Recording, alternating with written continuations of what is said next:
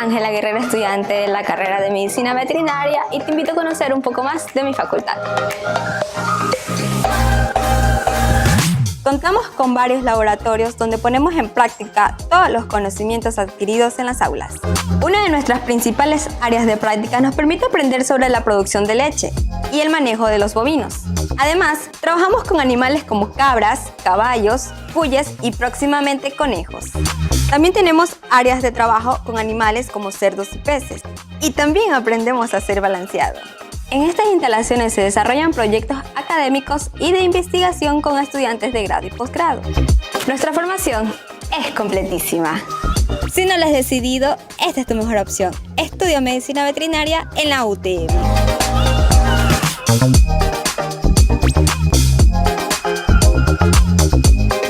Universidad Técnica de Manabí.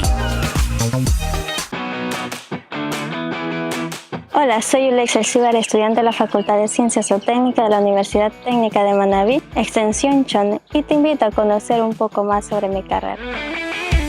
Estamos en uno de los cantones más lindos de Manabí, en Chone, donde recibimos una formación de alto nivel teórico y práctico.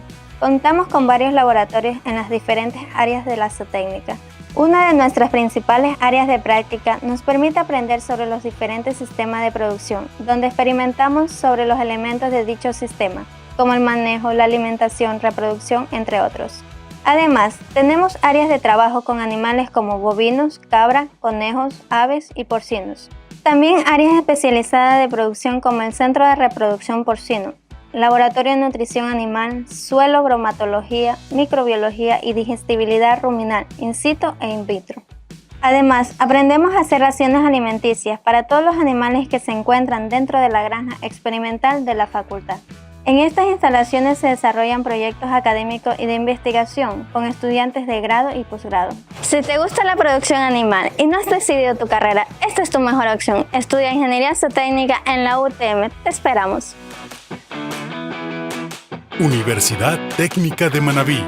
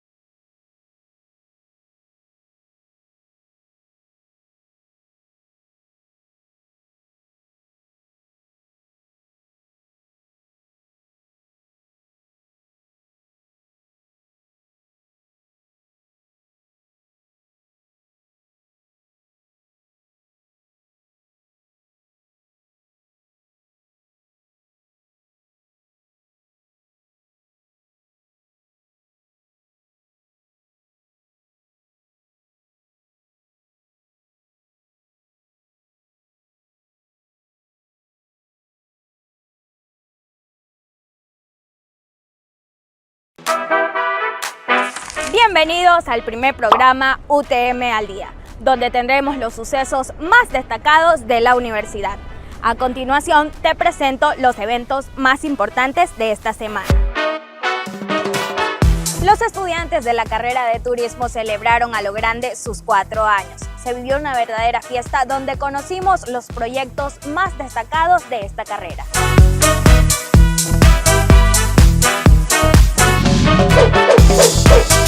Los festejos continúan y la carrera de optometría cumplió 19 años. Lo celebró con una serie de actividades académicas, encuentros deportivos y sesión solemne. Todos lo disfrutamos. Y la notita al día, somos la primera universidad de Manabí que cuenta con una planta fotovoltaica. Vamos a generar energía limpia y ahorrar recursos. Está ubicada en la extensión Lodana y brindará recursos a la Facultad de Ciencias Veterinarias e Ingeniería Agrícola. Hemos llegado al final, pero prepárate para una próxima edición de UTM al Día. ¡Hasta la próxima! ¡Adiós!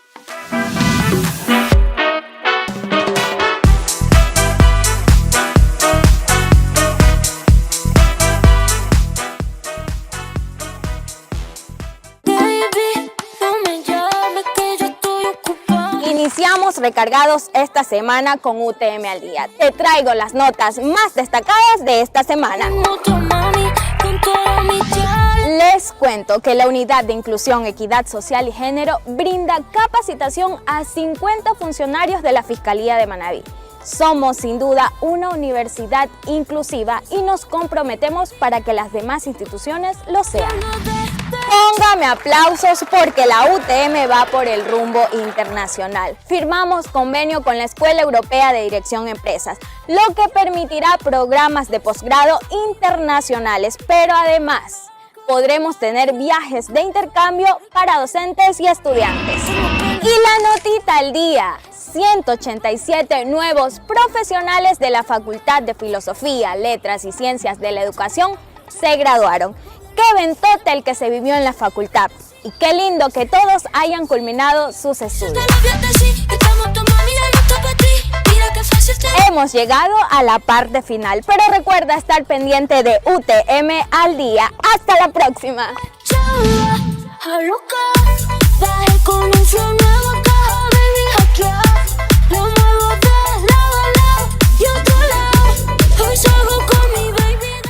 Pintamos toda la casa y sin dejar caer una sola gota de pintura que no sea. ¿Qué es eso? Esto es UTM al Día.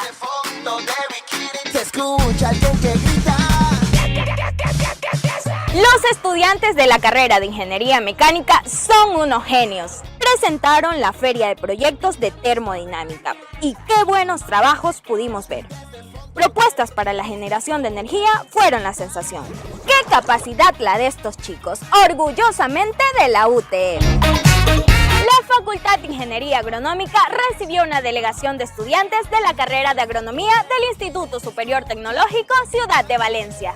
Realizaron visita técnica para conocer la parcela demostrativa de la UTM. ¡Qué bonito que podamos recibir este tipo de visitas y puedan conocer más de nuestra universidad! Y la notita al día: tenemos más graduados y eso nos llena de emoción. Las facultades de Informática y Salud realizaron nuevas ceremonias de graduación. 20 ingenieros en sistemas informáticos, 38 enfermeros y 2 nutricionistas. Nuevos profesionales para el país. Una semana más que compartimos y recuerda que UTM al Día te ponemos al día. Desde el fondo de bikini se escucha el tren que... Me llamaron de Colombia y yo los voy a buscar en un rato. Me dijo el chuki mío que llegaron los aparatos, que llegaron los aparatos, que llegaron los aparatos, que llegaron los aparatos, que llegaron los aparatos, que llegaron los aparatos, que llegaron los aparatos, que llegaron los aparatos, que llegaron. ¿Qué semana la que se vivió en la universidad? Aquí empieza UTM al Día. Que llegaron los aparatos, que llegaron los aparatos, que llegaron los aparatos, que llegaron los aparatos, que llegaron los aparatos. Iniciamos con la notita al día. Fuimos sede de la 5ª conferencia del Modelo de Naciones Unidas para Latinoamérica y el Caribe. Recibimos a más de 120 estudiantes de diferentes países, quienes además de debatir sobre realidades sociales, participar de conferencias magistrales, conocieron nuestra cultura y disfrutaron de nuestra gastronomía. Estuvimos en los ojos del mundo. ¡Qué grande es mi UTM! Ya te la enseñé. Y durante esta semana vivimos con emoción los 45 años de vida de la Facultad Ciencias de la Salud. Allí donde se forman los futuros médicos, enfermeros, nutricionistas y demás. Disfrutamos de una linda sesión solemne y entrega de reconocimientos. Y para finalizar esta gran semana, tuvimos nuevos profesionales de la Facultad Ciencias Veterinarias. Sin duda alguna nos estamos proyectando. Y qué chévere que los jóvenes cumplan sus metas. Aquí termina UTM al Día. Nos vemos el próximo lunes. Llegaron los aparatos, que llegaron los aparatos, que llegaron los aparatos, que llegaron los aparatos, que llegaron los aparatos, que llegaron los aparatos, que llegaron los aparatos, que llegaron. Here I come.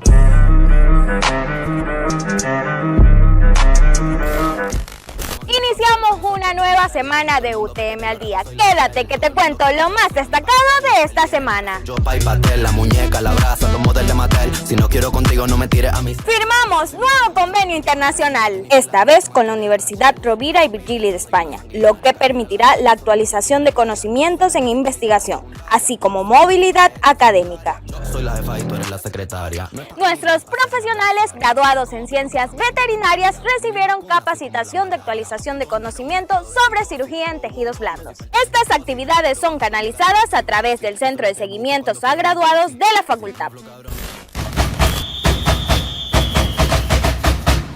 Notita al día, nos fuimos a Brasil. La UTM recibió reconocimiento QS Latin American Rankings New Entrant. En la cumbre de educación superior de QS América, realizado en la Universidad Vila Bela de Brasil.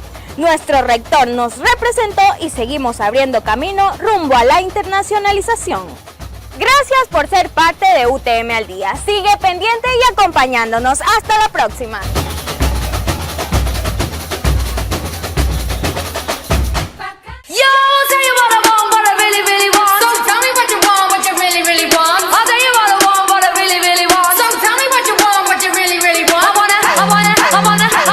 Bienvenidos a UTM al día.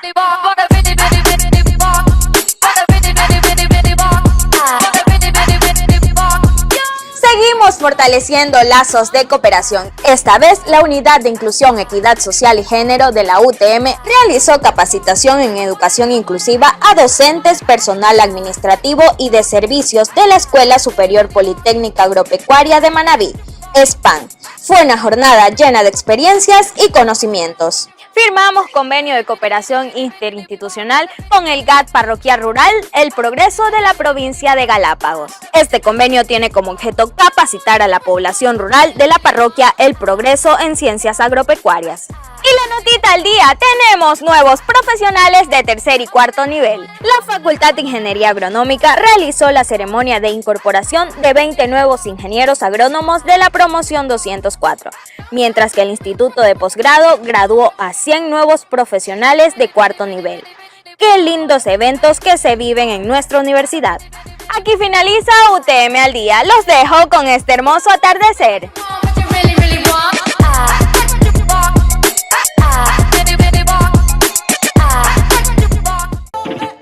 Mamacita, mamacita, qué bonita. Mamacita. Bienvenidos a UTM al día. Participamos de la Jornada Mundial de Castración de Perros y Gatos. Nuestros docentes y estudiantes de la carrera de Medicina Veterinaria se unieron para ser parte de este programa junto a 200 organizaciones a nivel de Latinoamérica. El objetivo es disminuir la presencia de animales en las calles. La Facultad de Ciencias Zootécnicas realizó ceremonia de incorporación de 49 profesionales como ingenieros agroindustriales, zootecnistas y en industrias agropecuarias. Nuestra extensión de chones se vistió de gala.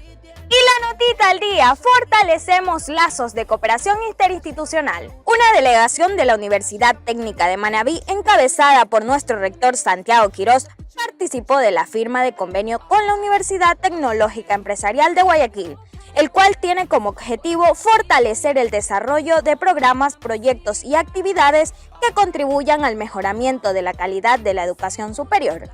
Además, en la UTEC fuimos parte del seminario sobre modelos de emprendimientos universitarios en Ecuador y Francia. ¡Nos vemos! ¡Hasta la próxima!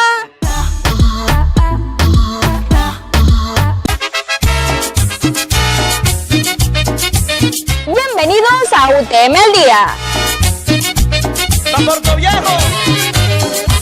Y les cuento que la carrera de optometría celebró el Día Mundial de la Visión con una capacitación y dio la bienvenida a los estudiantes que inician el nuevo semestre. Además, el evento fue propicio para la toma de una fotografía aérea que les permitirá participar en el concurso de la mejor fotografía en el Día Mundial de la Visión, organizado por la International Agency for Blindness Prevention. I Love Your Eyes.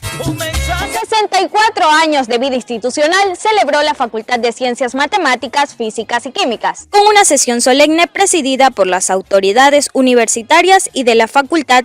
Se conmemoró esta fecha, La oportunidad fue propicia para reconocer el trabajo de los mejores docentes, estudiantes, empleados y trabajadores, así como a los funcionarios que cumplieron 20 y 35 años de servicio y a los que se acogieron a la jubilación.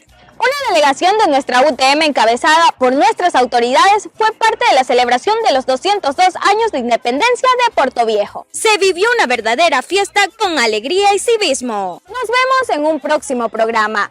¡Viva Puerto Viejo!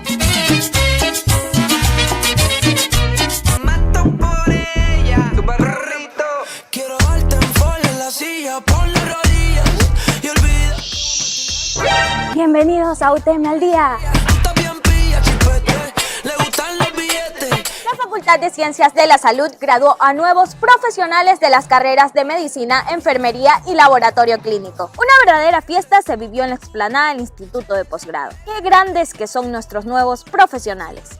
Fuimos sede del taller sobre desempeño y crecimiento de las universidades públicas, organizado por la Secretaría de Educación Superior, Ciencia, Tecnología e Innovación. Recibimos a las delegaciones de las hermanas universidades manavitas, quienes compartieron una jornada de debate, análisis y nuevas propuestas. Esta sesión de trabajo estuvo dirigida por la magíster Cecilia Alexandra Santana Estrada, subsecretaria de las instituciones de educación superior. Y la notita al día, continuamos fortaleciendo lazos internacionales. Firmamos convenio con la Universidad Nacional de Tumbes. El objetivo es establecer bases académicas que permitan la colaboración en campos de investigación, docencia, vinculación y sobre todo la movilidad académica para docentes y estudiantes. Las delegaciones estuvieron encabezadas por los rectores, Dr. Santiago Quiroz Fernández, rector de nuestra alma mater, y Dr. José Cruz Martínez, rector de la Universidad Nacional de Tumbes. ¡Nos vemos! ¡Chao, chao, chao, chao, chao, chao!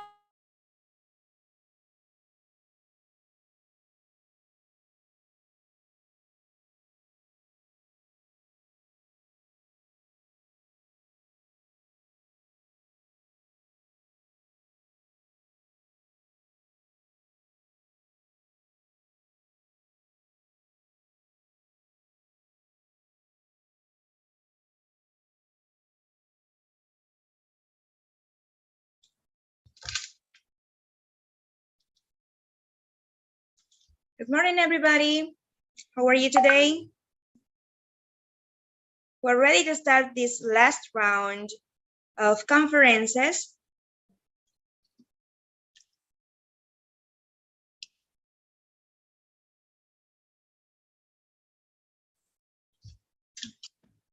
Pretty good, good. So you're hearing me, that's fine. Okay. I would like to know if everybody can hear. Good morning, everybody. Good morning. Okay, we're going to start. I would like to know if Mr. Intriago is here. Please raise your hand.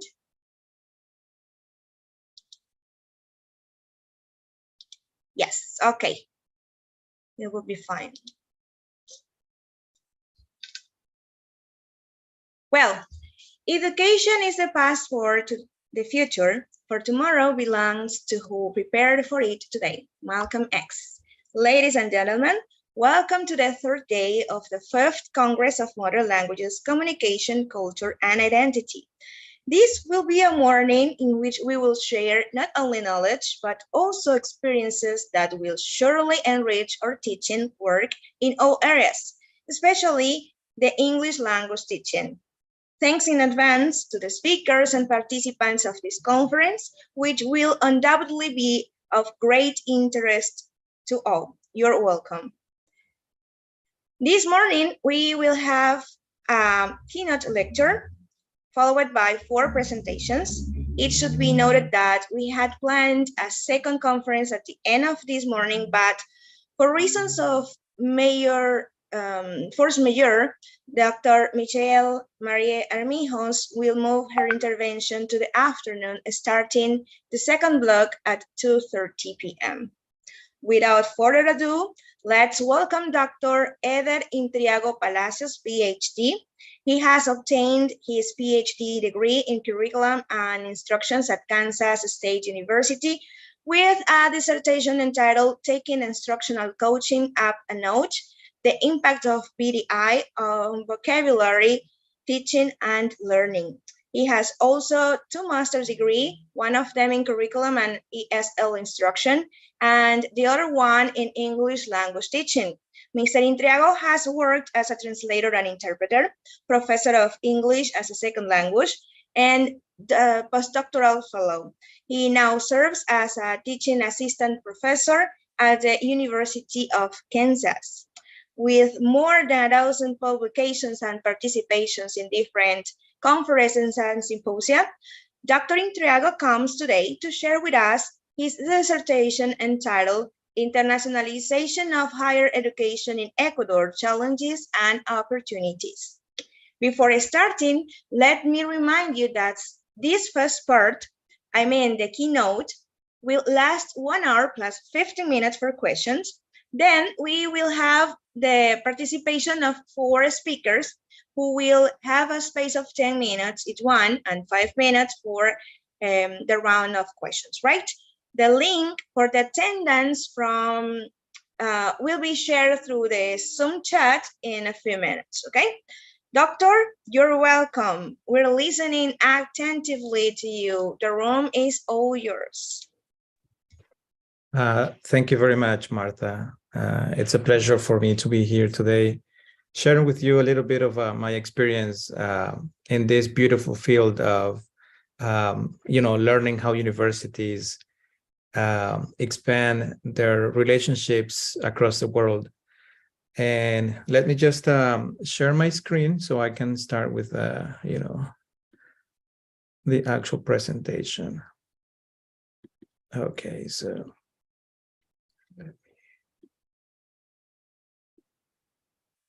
Can you see my presentation?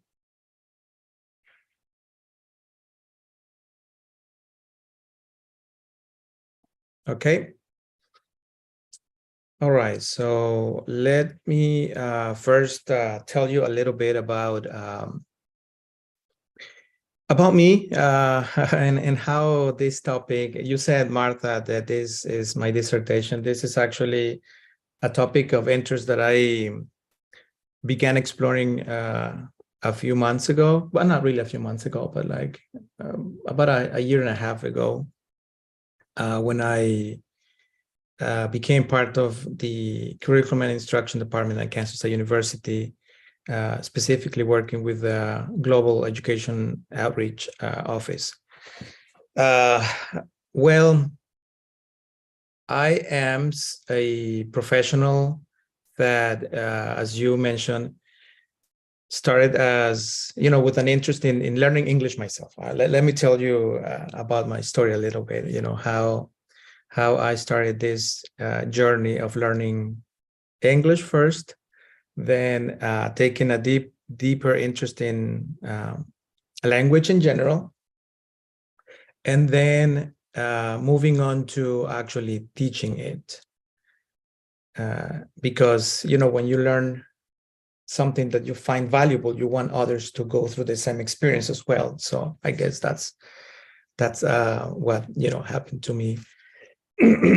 So in any case, I think it's also important to share with you that I, before being part of Kansas State University, I was a faculty member at University of Laica Eloy Alfaro de Manabí. That's the place where I started working as an educator in the English Teacher Education Program, en español, Pedagogía de los Idiomas Nacionales y Extranjeros. That's where I served approximately 8 years so far, I guess. I just want to make sure that you're actually watching the slide without the notes and not the one with the notes, right? Okay, good, because you know how, what was that? Yes, we can see the slides with the notes too. With the notes or without the notes? With the notes. Okay, so I think that's what, okay, let me see. Now? Yeah, now we can see just a slide. That's fine. Okay, perfect. Yeah, because and also let me tell you that, when I was offered to do this presentation, I was told that the presentation could be done both in, not both, but like in English or in Spanish. So this presentation is divided into two parts. One is in Spanish, the other one is in English. So, but since you introduced me and I guess started interacting with the audience in English, I told myself, well, I think they expect me to use English. So I think I'll be switching from Spanish and English as I talk about this topic. Okay. So basically, that's a little bit of my background, coming from an Ecuadorian university and now collaborating with a US university in the position of a teaching assistant professor, has actually given me, a dual perspective, looking at things from the Latino American side and now from the Anglo-Saxon world. And I think in a way has informed the way education, in my opinion, should be approached, both in Ecuador and in the US, because I think that both contexts benefit each other. So I think that's something good. Okay, now let me move on to one second. Okay, the structure of this presentation. So I want to basically from the beginning lay out the purpose of this presentation. I want you to know from the start what I want you to take away out of this. Then I will talk a little bit, I will present a chart where I cover what internationalization is in higher education. I will tell you a little bit of history of it. Then I will bring to the discussion a couple of examples, Colombia, Ecuador, one in particular from a local university in Manabí. What challenges we have to overcome, and also what the opportunities are that we can take advantage of. And then my plan was to move on to English as a medium of instruction, which is an important component and one of relevance in an Ecuadorian setting. And that was the part that I was supposed to do in English. But anyways, I think that I'm pretty sure that everybody here speaks Spanish and English. Okay, so what is the purpose of this presentation?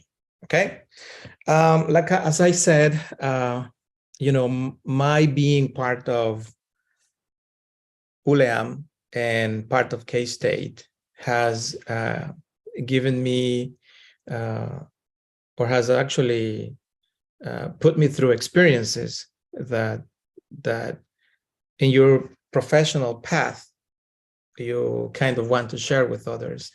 And one of those paths that I deeply acknowledged as life-changing in my journey as a professional is the one that has to do with internationalization initiatives. So in essence, what I want to share with the audience today is, those learnings, esos aprendizajes ganados, como dice la diapositiva. And one in particular, English, because when we talk about internationalization, we talk about English. The language of science, the lingua franca, the language of publications, scholarly publications, the language of academic presentations, and undoubtedly deeply connected with internationalization efforts. So in essence, English as a medium of instruction, that's an important component. La internacionalización del currículo, movilidad, tanto de docentes como de estudiantes. And you know, in essence, the purpose leads, or ideally would want from the audience to reflect upon you know, what we can do, or what we have done, or what is going on. I'm sure that here we have several faculty members from universities. That's what I understood the audience was going to be composed of. Students in different academic programs. Probably there are some leadership, you know, decision makers that somehow be invited to think about this topic of internationalization and what it involves. I'm not going to cover statistics of internationalization of Ecuador in general. I'm just using an example. This is more of a presentation that explores what internationalization is, what can be done in Ecuador, what is being done, what obstacles need to be overcome as we, you know, pursue different avenues of internationalization, and to look at other examples, you know, other universities' examples, and explore ideas so that we can start or be part of the conversation on this matter.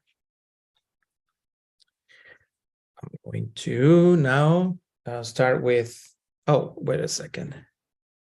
Yeah, okay. So what is internacionalización de la educación superior?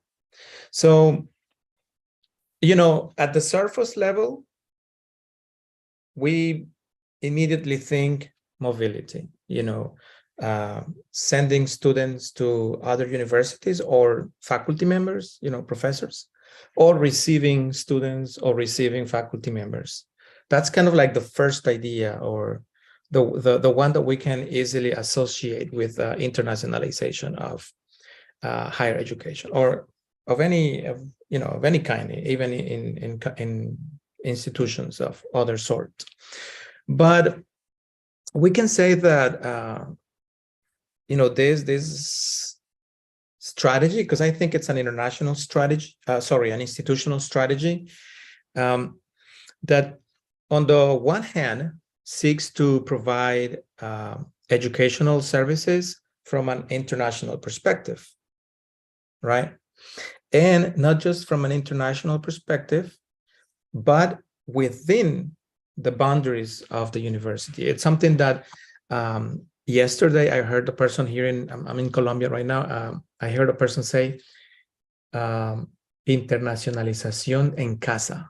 I really like that term. You can also conduct internationalization efforts, you know, domestically at home, you know, on your campus. So in that area, we can advance initiatives you know, that have to do with research, with teaching, with learning. And we'll talk a little bit about that later on. But also, there's a second goal of internationalization, which is to provide programs that go beyond the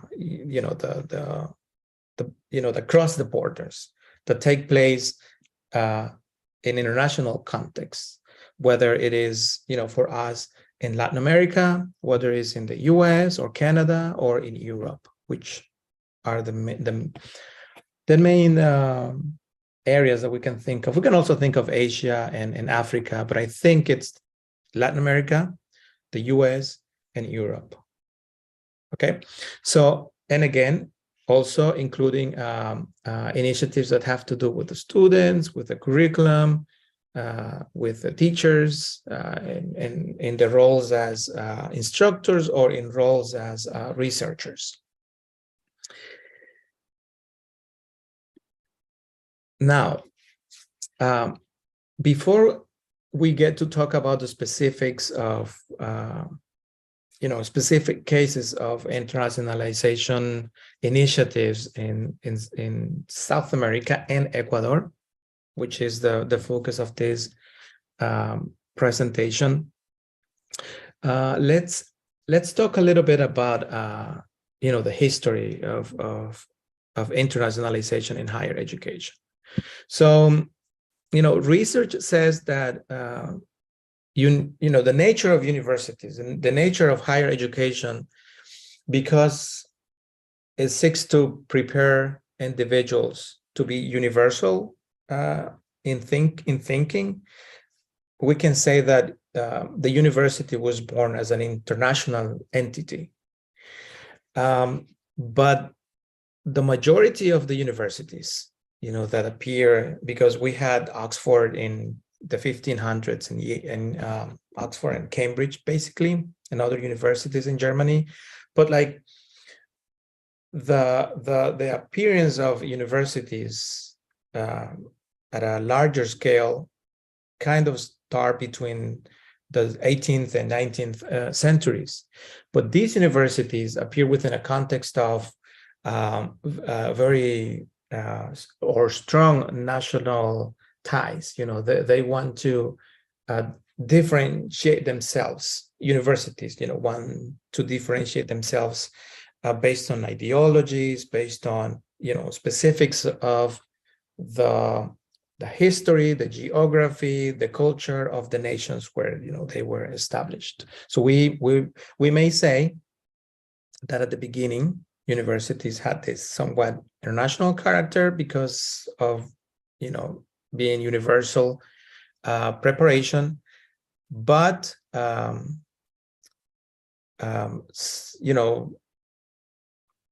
forces that had to do with probably government philosophies affected as well the origin of universities, especially during the 18th and 19th centuries. Now, as we talk about this, it's important to mention that there were some medieval roots in the that are part of the history of internationalization. And when I said that there was this like universal nature of universities was reflected during this period. There are documents, old documents that talk about religious pilgrimages, peregrinaciones religiosas, religious pilgrimages that were common. It was common to see students and teachers to walk, or to kind of go from one city in one country to another city in another country, to but there was like a tint of religious motive to do this. But that's how it kind of started. Moving on to then what I already introduced, national models that in a way,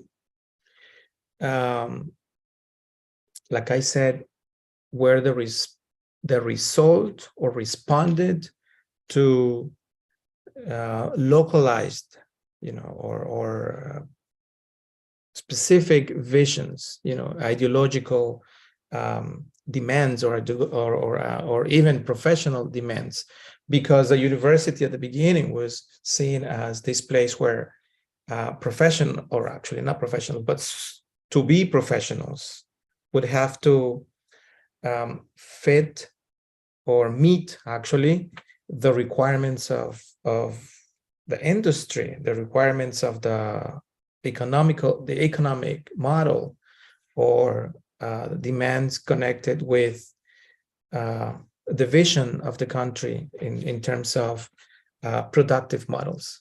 So they saw university more as the institution that prepared professionals to fulfill specific roles within a country.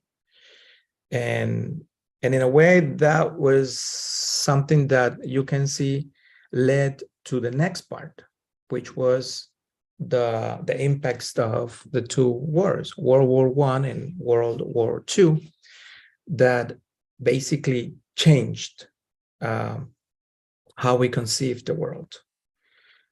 You know, these efforts of nationalism that was also reflected in the way universities approached education was and also in combination with other factors, what led in a way to these wars that were catastrophic for humanity.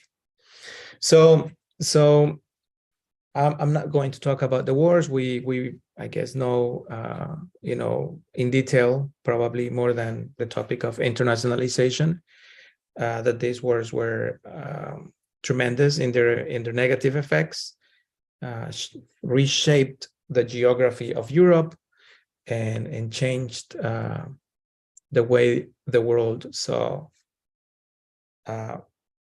how people interact in the world. And one of the things, and this is, I think, a good what led to globalization, what led to the world being so intricately tightly connected, or very closely connected, that was a result of this.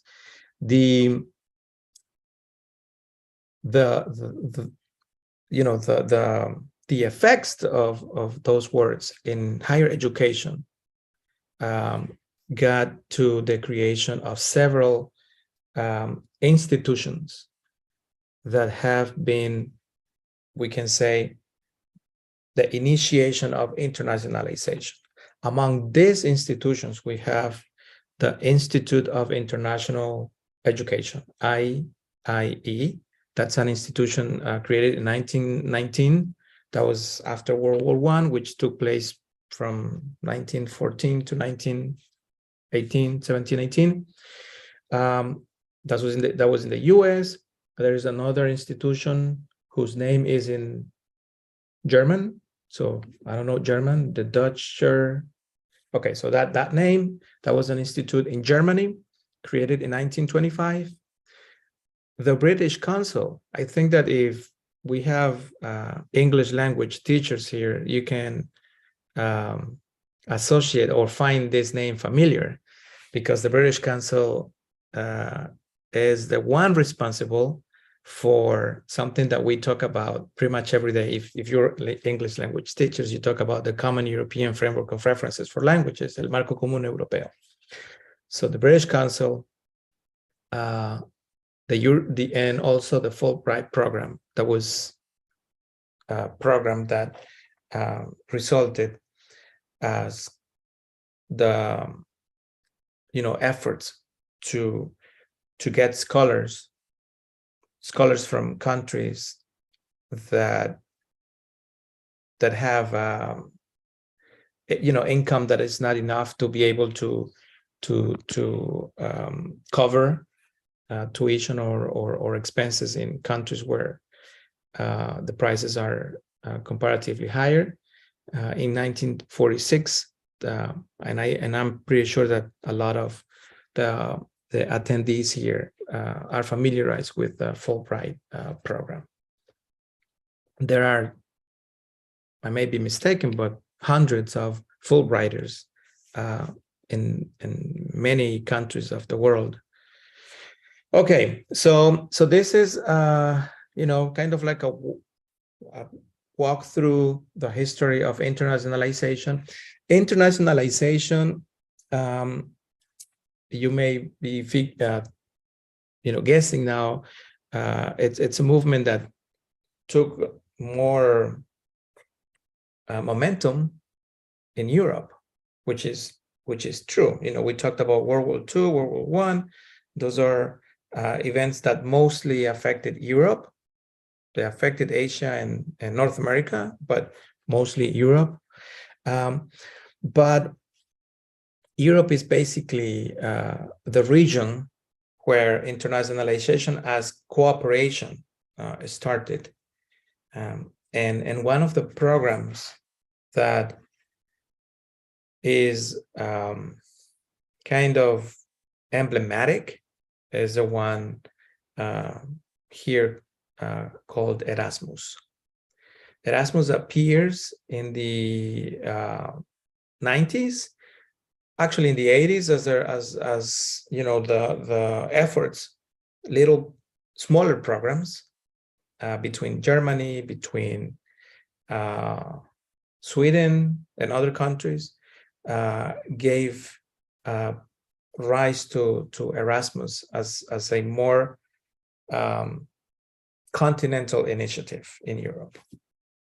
In the 90s, it goes to become Erasmus Plus, because, you know, alongside Erasmus, you know, the first or the original initiative, there were other programs that we can say had the same mission, the same vision as Erasmus. So Erasmus, because of it being a larger and more better established initiative,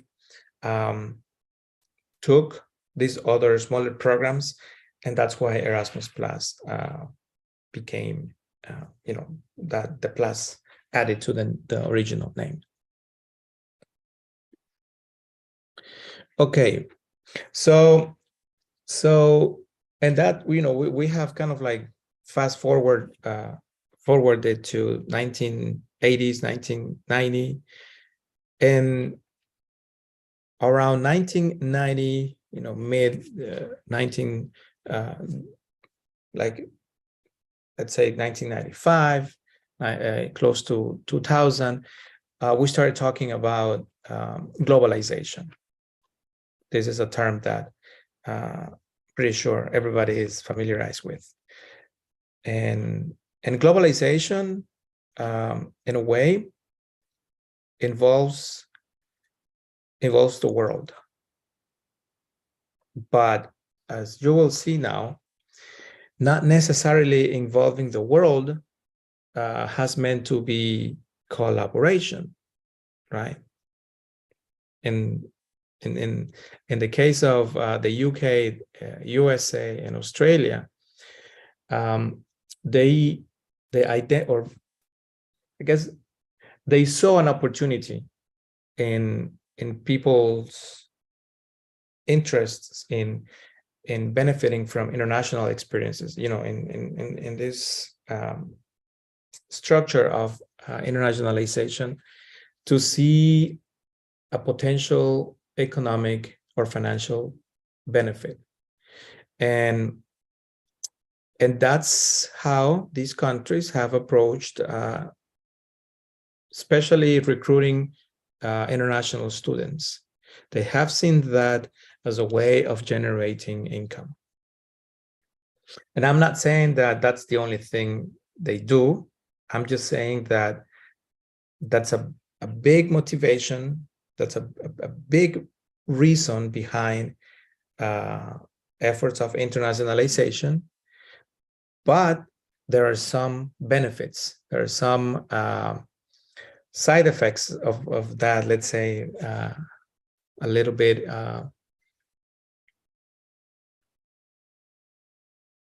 negative. I don't want to use the word negative, because I think it's just, you know, these countries are basically just trying to be consequent with their ideology. You know, these are capitalist countries that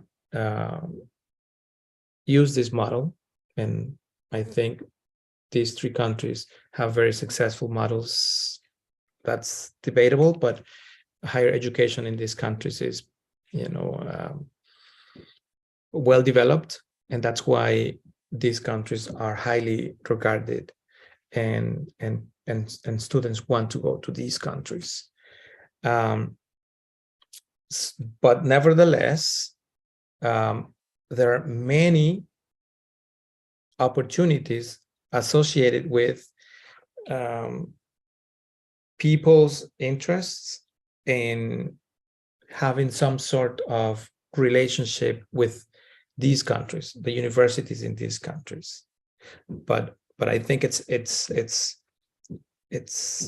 important to say what the real motivation is. It's generating income, which is again one of the arguable aspects of internationalization, especially in the global north. The global north kind of restricts access to populations that are underserved, that are especially from the global south. Just people that have the resources, the means, can access these countries, and that in a way kind of contradicts the purposes of internationalization. It's opening doors to people from the world to collaborate and to benefit from the advantages, in different countries. This model was not the original model of Europe, because UK is not necessarily Europe. The UK has been kind of like separate from some initiatives of the European Union, and that's internationalization was also the case. But Europe was as a block of countries that wanted to promote collaboration among countries in Europe.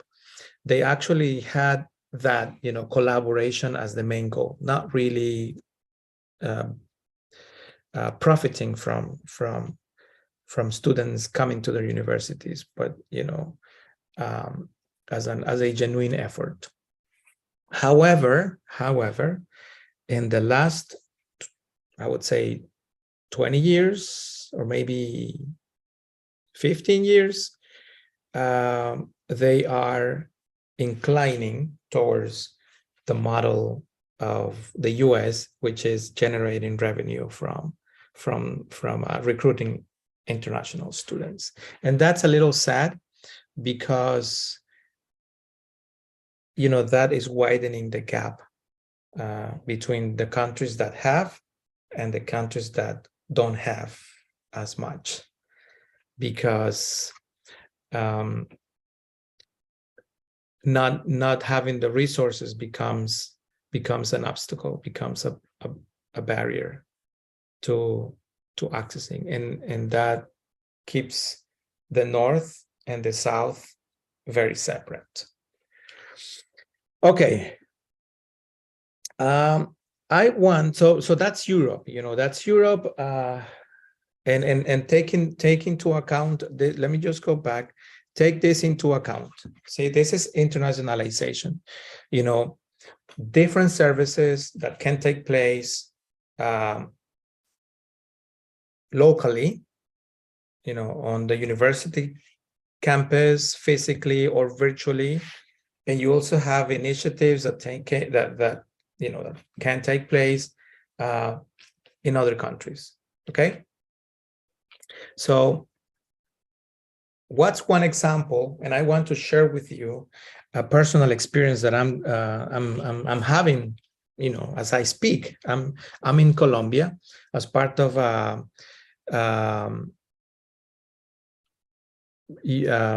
U.S. Department of State grant that the Office of Global Education Outreach, that's led by one of my colleagues at Kansas State University, and I was invited.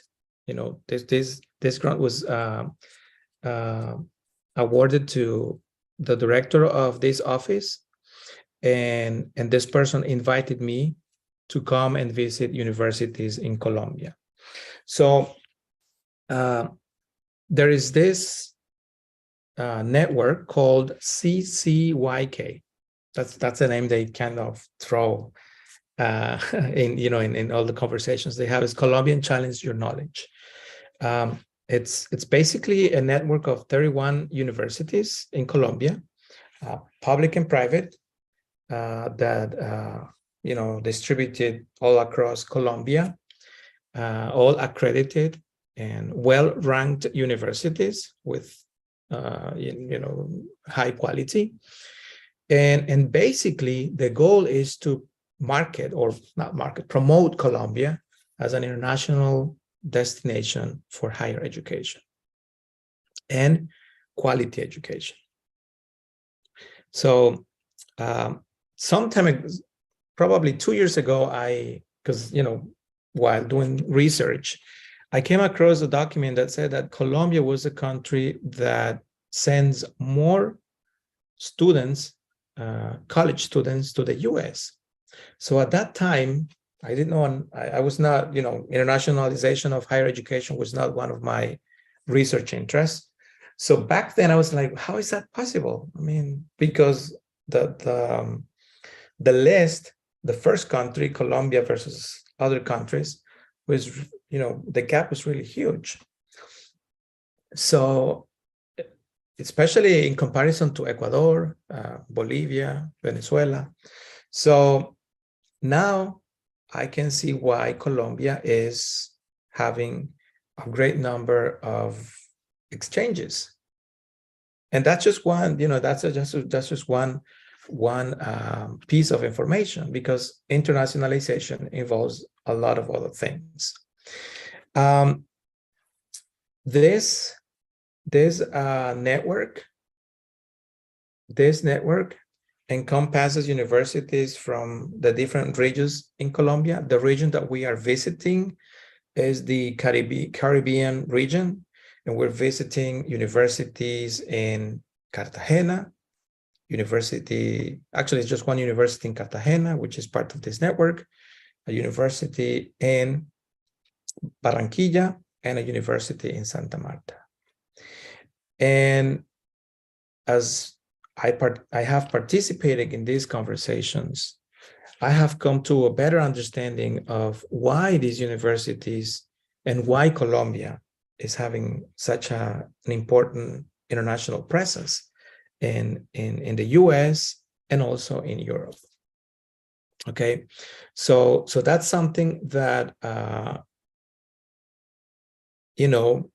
we can say we probably people interested in advancing an agenda in this area could look at Colombia. I think that Colombia is a good example, and to identify these universities within this network and learn from them. I think that's one of the things that one of the opportunities is to learn from the ones that are already immersed in this, being involved in internationalization initiatives. One of the things that this university, well, I'm going to talk about Uninorte, that's a university in Barranquilla. This university has a type of internationalization at home initiative called COIL. And COIL stands for collaborative, one second, COIL is Collaborative International, no, one second, let me see, I have this somewhere here. Okay, because I want to give you the actual acronym. Okay. Oops. Where is it? Okay. Collaborative Online International Learning. That's what it's called. Yeah. Collaborative International Collaborative Online Learning. So it basically involves 2 faculty members one from a university, let's say UTM, and a university like Kansas State University, two faculty members that teach a class, a common course, for example, educational psychology, or we can say public speaking, So those two teachers work a syllabus together, and virtually they connect the two classes for a couple of weeks, for the entire semester, for a month, right? And that way, students get to interact, work together, providing or exposing them to a myriad of opportunities for cultural learning, intercultural learning, for language learning, because these university students are still learning trying to advance their language, and also to advance, for those more advanced, research initiatives. Or the faculty members can actually also advance, for example, action research initiatives that in a way come from this collaboration. Okay, now I want to share with you an example of internationalization at a beginning level, I would say, but that has potential to develop, to become, or turned into something more complex. This example is called Project Camino. It's an initiative that was developed out of conversations from faculty members from different colleges, but in particular from the College of Education. This project, or program, I should say, has as its main goal to improve faculty members' language, English proficiency, right? This program also was envisioned as an opportunity to, from the more experienced university, to advise, in this case, ULEAM, which is where this project took place, to improve or even certify their language institute, which was one of the original ideas that was part of the conversations. And also it's still seen as an opportunity for seasoned faculty members, more experienced faculty members, to collaborate with less experienced ones. And who are these less experienced ones? Well, it could be, we thought, some of the ones participating, learning English. Those that can write in a more academic, in an academic way, could be part of these collaborations. This is a project that started last year.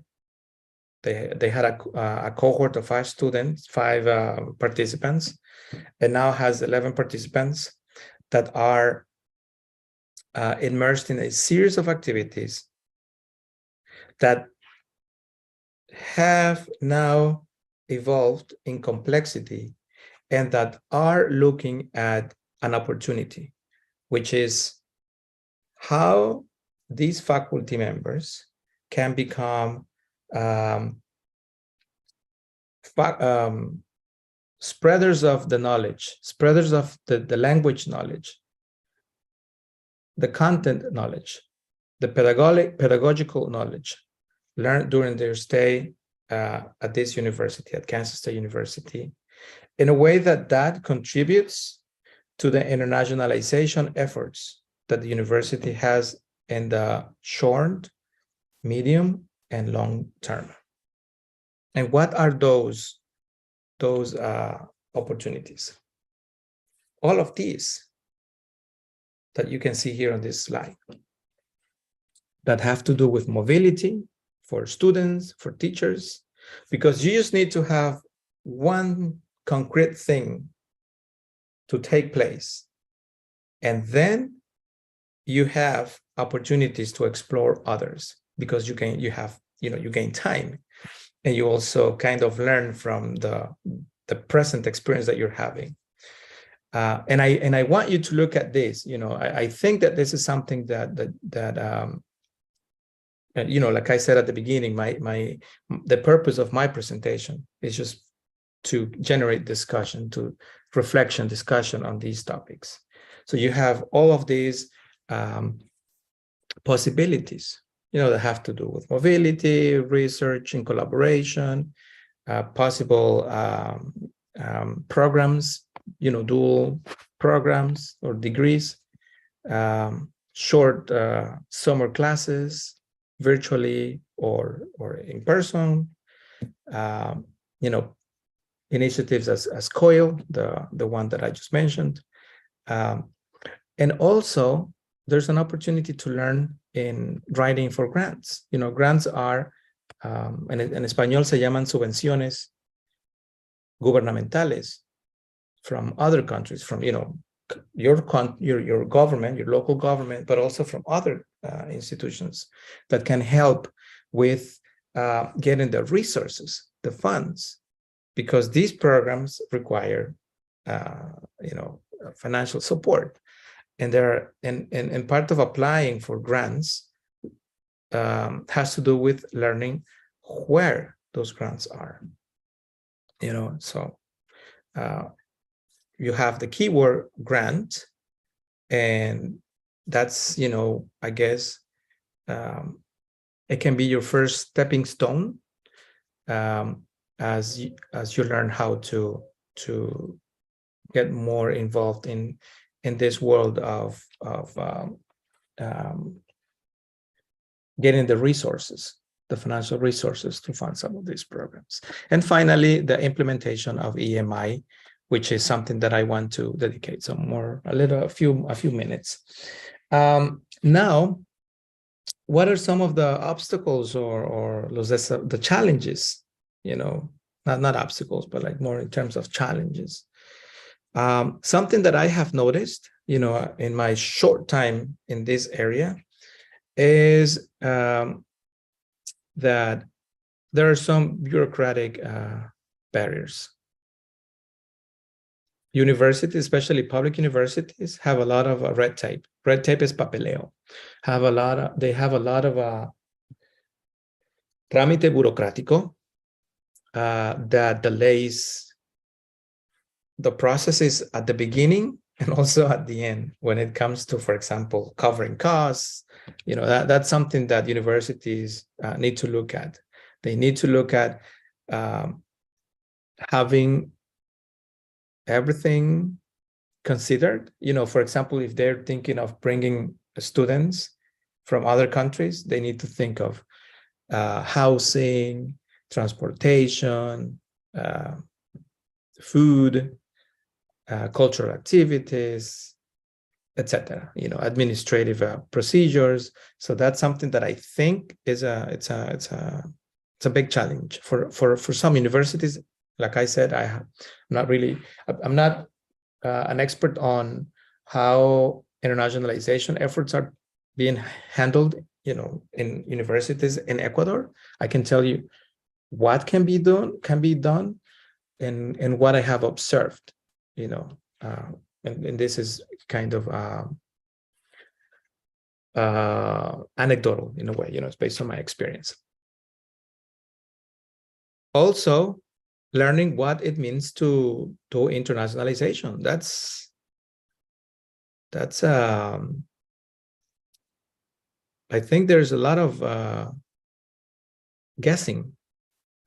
So it's good to have people that specialize on this and can inform or advise the leadership, the president of universities, los provosts, los vicerrectores, etc., so they can learn more in detail and how to approach any initiative strategically. Also, I think one of the challenges is the normativa, all the policies that in a way are connected with these barreras burocráticas. But I think this is more the job of the leadership, And also, I think one that I heard in one of the conversations, in these universities in Colombia is finding mentor universities. Universities that have a lot of experience that are willing to share with universities that are starting internationalization processes what they know, so that they can advance in their intentions, in their aspirations, in a not so tormented way, for lack of a better word, because when you don't know, it's like trial and error. You make you learn from mistakes, and I think that if there is someone who can tell you, what, this is done this way, this way, this way, you can save a lot of people's energy and resources. Okay, so now let me talk to you about EMI, English as a medium of instruction. And this is because I know there are a lot of teachers. This is very, very closely connected with internationalization at the domestic level. And there's one proposal that I want to share with you. And hopefully it takes me 5 minutes because I think I have 10 minutes. Martha, can you remind me? Because I have my PowerPoint and it says I've been presenting for 49 minutes. Yeah, 49 minutes. No, we're at a time. That's fine. Okay. So yeah, it'll take me 10 minutes more or less. So EMI, it's English Medium of Instruction. It's just one of those acronyms to describe a teaching and learning approach to language, to foreign languages. And let me just read this definition here by Richards and Pan. This is a book that just came. Actually, it says 2023. That's how it appears. It's a very, very new book. This English as a Medium of Instruction is the new thing. English to teach academic subjects such as math, science, or economics in English rather than in the student's mother tongue or dominant language. That's what it's called, English as a medium instruction. And some of you may be thinking that's CLIL, or that's content and integrated language learning, CLIL, but it's not really. And we'll see why. Or you may say this is content, language teaching based on content. I am, displaying here this graphic that kind of sets apart the different models, but in essence, EMI, in terms of population, it's aimed at higher education mainly, right? CLIL, on the other hand, is aimed at K-12 institutions, K-12 schools, from kindergarten to tercero de bachillerato. And some higher education. There's some studies, some initiatives, research initiatives that use CLIL in higher education. But EMI is actually aimed at higher education. And there are some schools that are kind of exploring with EMI, right? Another difference, it's not there, is that CLIL is more oriented towards languages. In general, can be French, German, but EMI is just aimed at English. It's English medium instruction. It's not French, it's just English. In terms of domain, and some of you may be familiar with this nomenclature, that the Common European Framework of Reference for Languages, the long word, they use domains, these 4 domains. EMI covers academic, educational, professional, research domains, because it's connected to higher education, and higher education is research and professional paths. CLIL, on the other hand, is just academic and educational, right? So a typical CLIL lesson involves like a lesson on, for example, the water cycle, right? Which is something academic, it's educational, it's aimed at giving students and teenagers or children knowledge of basic, in this case, natural science. But EMI, for example, would be a class on public speaking, for example, or problem resolution, or intercultural competence, right? Which are things more aimed towards being a competent professional. It's actually connected with developing competences. Now, in terms of, I see that someone raised their hand. I'll give you, I think you have a couple of minutes to ask questions. I just want to cover this and just take notes of the things you want to ask, and I'll be more than happy to answer your questions. If I have an answer, I may not. Teacher proficiency, and this is also, you see here, an asterisk, because ideally, and what when you say ideally, that's because it's difficult. Ideally, teachers or instructors using this model are desired to have this level, C1. But CLIL is manageable with a B2 level. And also the professional expectation has to do with the main area of specialization. And CLIL, it's more towards language, TESOL, teacher to speakers of other languages, more like to, for those interpersonal, basic interpersonal communicative skills. And EMI is more towards, like I said, your specific area in the university that, that includes EMI. For example, si estás en auditoría, recibes contabilidad bancaria. So EMI has to do with that. Only that. They don't care. It's not that they don't care, but they don't cover language. They don't teach you adjectives, verbs, that kind of stuff. That's not the main emphasis. You may study that on your own, but the teacher is not a TESOL teacher, in other words. It's a profesor especializado en contabilidad.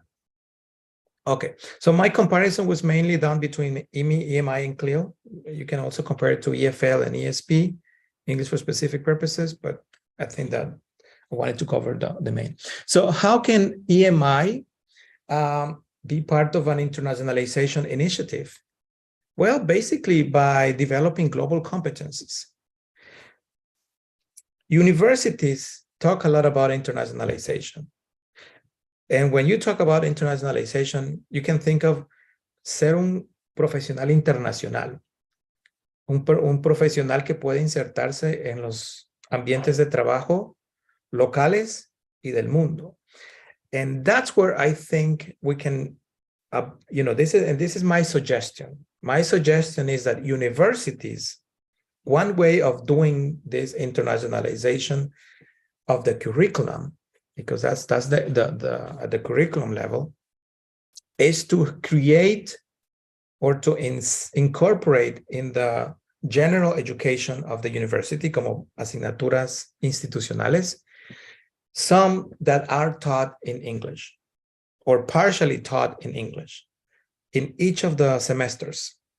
And these are some of the courses that could be taught in English to develop this global competence. Collaborative learning, that's one class. Learning how to learn, that's another class. Y cualquier alumno de cualquier carrera puede tomar estas asignaturas in English. But of course, you need to have faculty members, instructors, los profesores de la universidad to be able to teach this in English. And in that sense, I think what ULEAM is doing is a good idea. this Camino project, because this Camino project prepares faculty members in their area of specialization, right? So they can taught specific area, but also they could teach, their specific content area, but also they can teach these other topics which are more in the humanities area, ciencias humanas, learning how to learn. Everybody can benefit from that. Intercultural competence, teaching in technology enhanced environments, social emotional learning, public speaking, argumentation, civics, courses that give you the tools to be a better professional. ¿Quién no quiere aprender a aprender mejor? Entonces, eso sirve para todas las áreas. ¿Quién no tiene interés en aprender aprendizaje colaborativo? So these are just some examples that you can have more. And these can be the internationalization efforts classes, for a university. So they're learning in English, using English as a medium of instruction, but they're also learning skills to be better professionals. And I think I'm going to end here. This is more for researchers. Some questions. My invitation is to researchers or beginning researchers or seasoned researchers to start exploring topics connected with EMI. I think there's a lot to do with this.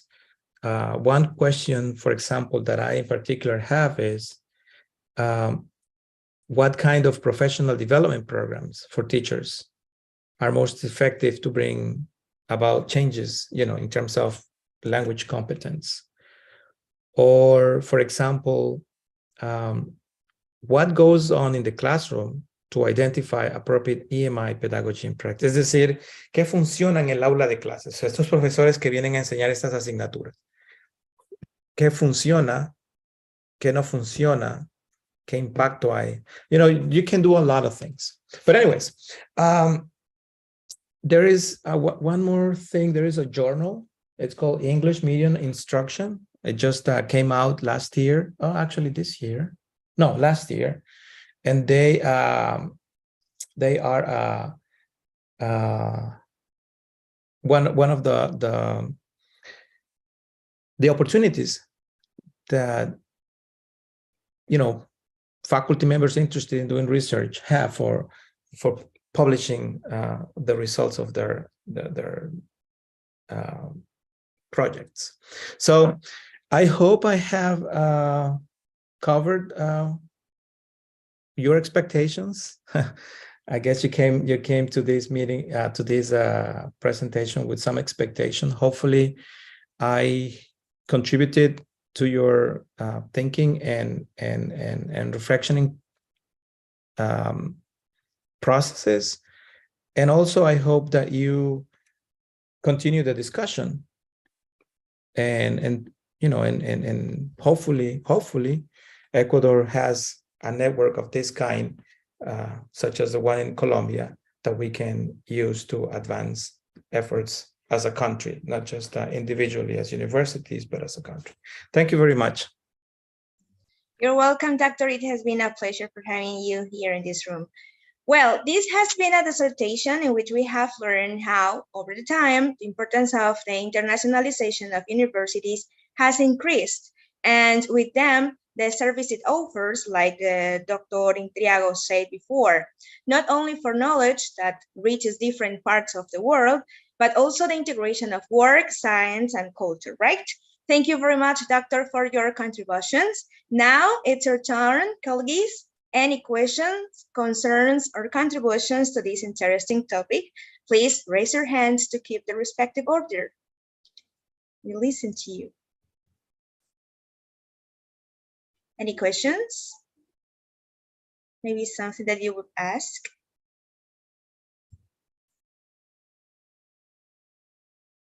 It has been a very interesting topic, Mr. Intriago. Thank you very much for this dissertation. No questions?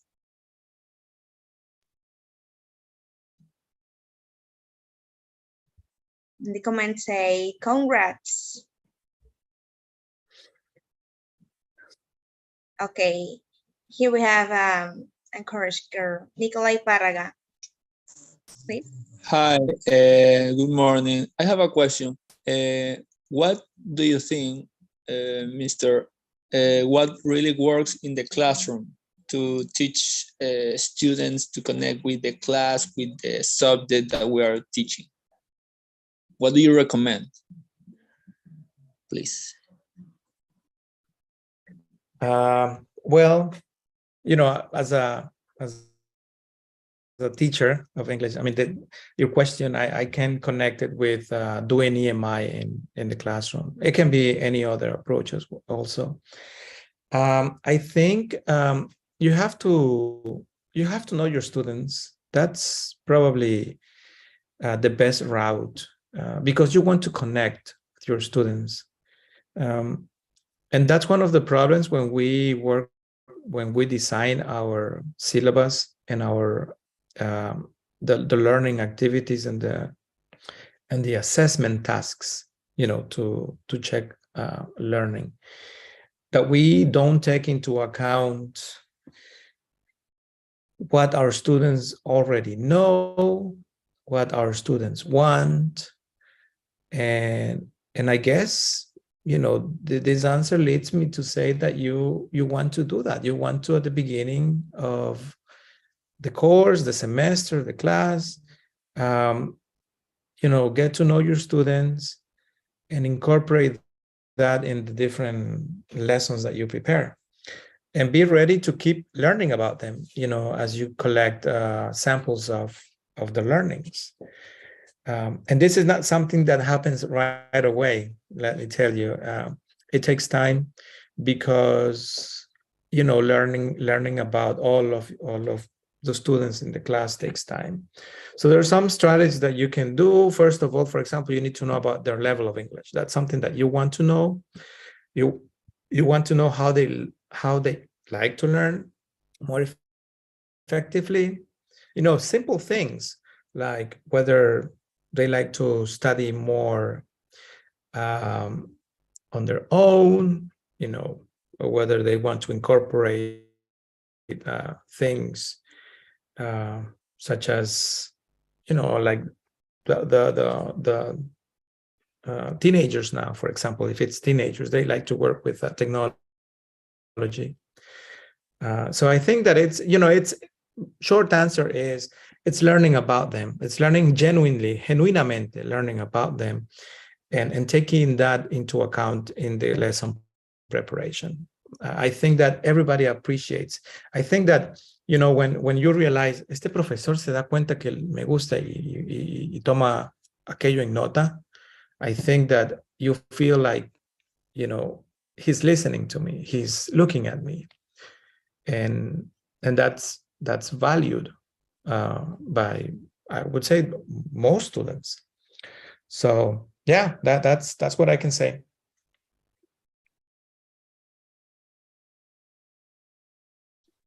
Thank you, doctor. Any other question?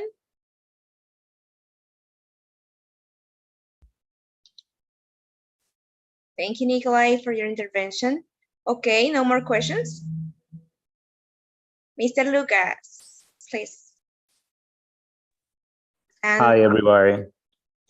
hi. Hi, everybody. Can you hear me? Yes, of course. Please. Yeah, okay. Thank you, doctor. It's a pleasure for me to meet you. And I have just a short doubt. You were talking about that it is very interesting. Sorry.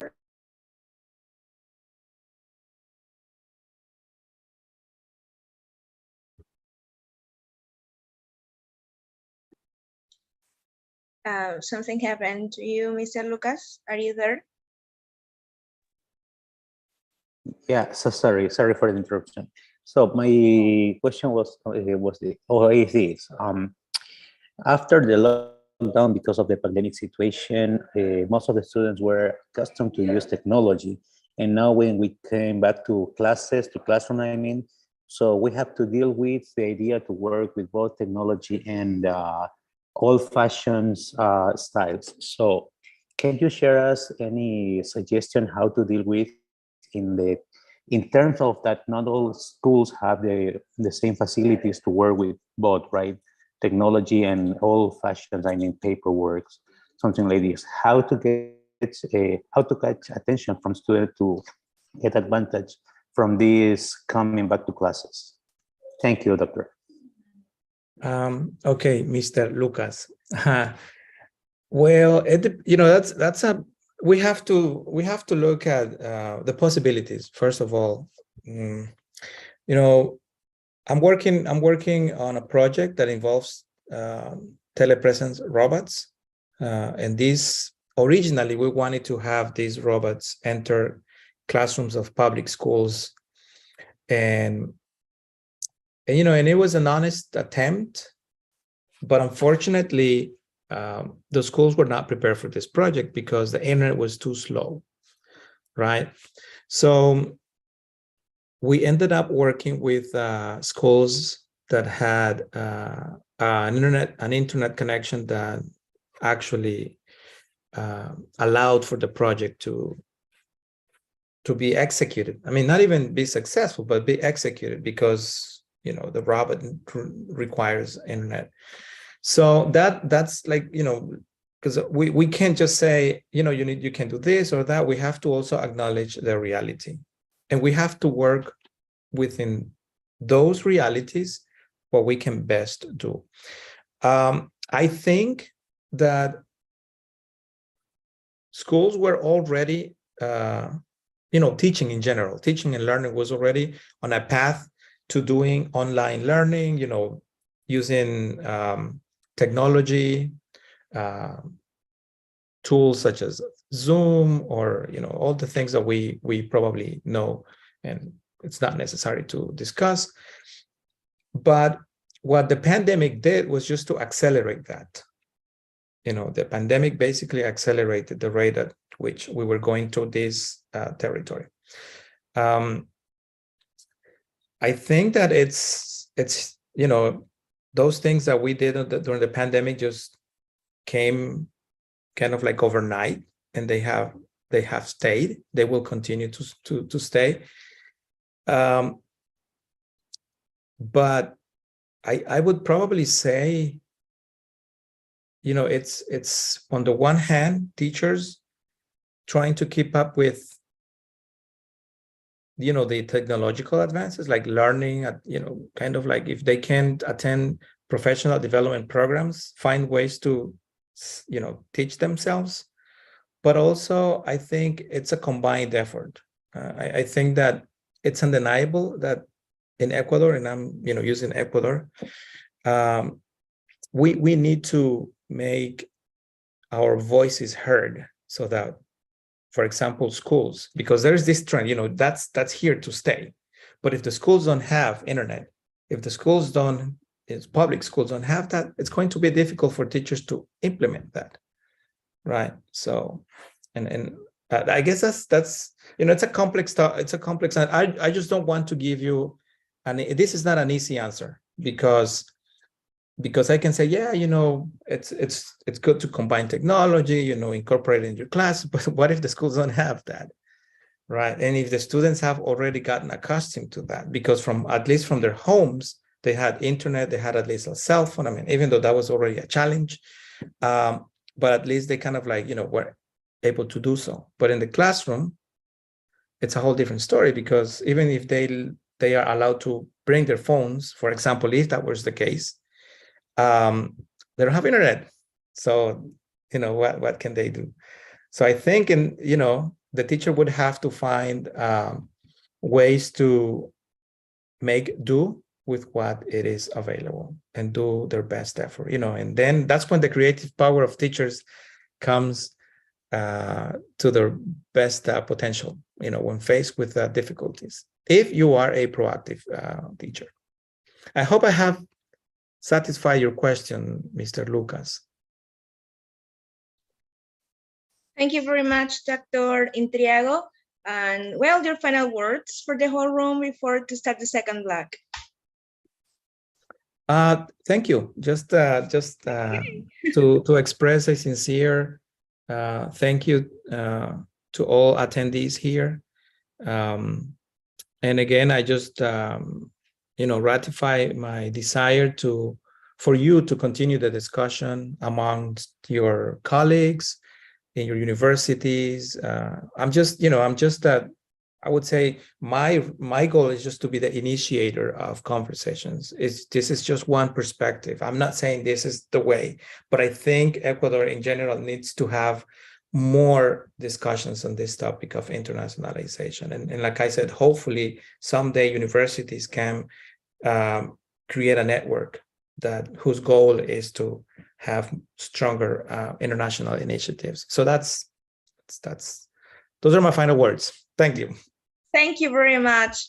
This was Dr. Intriago's intervention. Thanks a lot for your contribution. And now we begin the second block of this day. We will have 4 interventions. I remind you speakers that you have 10 minutes for the presentation, and after that, the participants will have 5 minutes to make their respective contributions, right?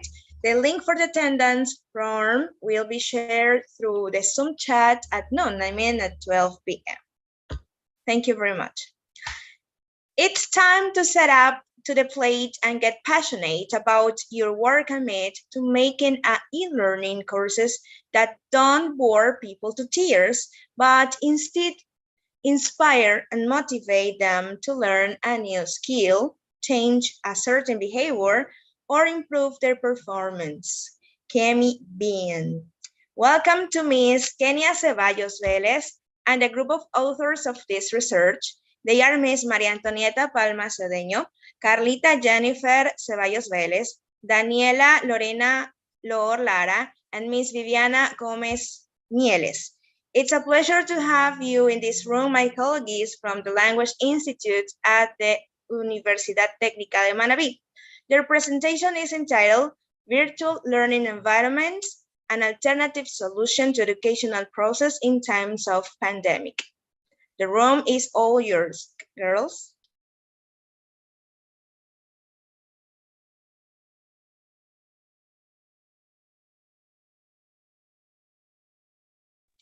Hey, hello, can you hear me? Yes. Morning, everyone.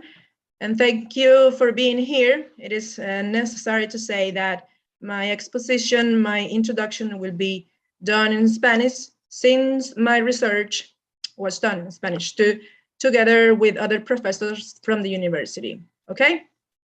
I think it is not a big deal, right? Okay, it's time to start.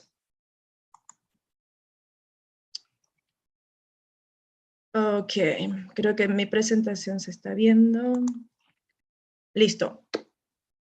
Buenos días con todos, pues en esta mañana nosotros vamos a hablar sobre un tema muy importante, pues que se dio o comenzó con el tema del COVID, con el tema de la pandemia, y por esto pues ha sido de vital importancia enfocarnos en el tema de los EVAs y la virtualidad.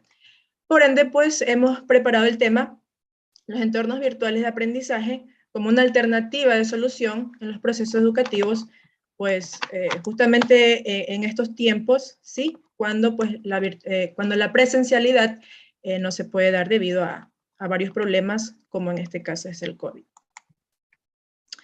Bueno, gran parte de las medidas que los países adoptaron ante la crisis de la pandemia, pues en la actualidad se relacionan pues, con la suspensión de clases presenciales, y es aquí donde la virtualidad pues adquiere una mayor y una particular relevancia. Por esto pues durante varios meses hemos tenido a millones de personas enfrentándose a un nuevo modo de enseñar y también pues de aprender. La presente investigación tuvo como objetivo analizar todos estos entornos como alternativas de solución, ¿sí? En estos tiempos. En esta investigación pues, se desarrolló un enfoque cuantitativo, el cual usa una recolección de datos para probar una hipótesis con base en la medición numérica y el análisis estadístico para establecer patrones de comportamiento y pues probar teorías.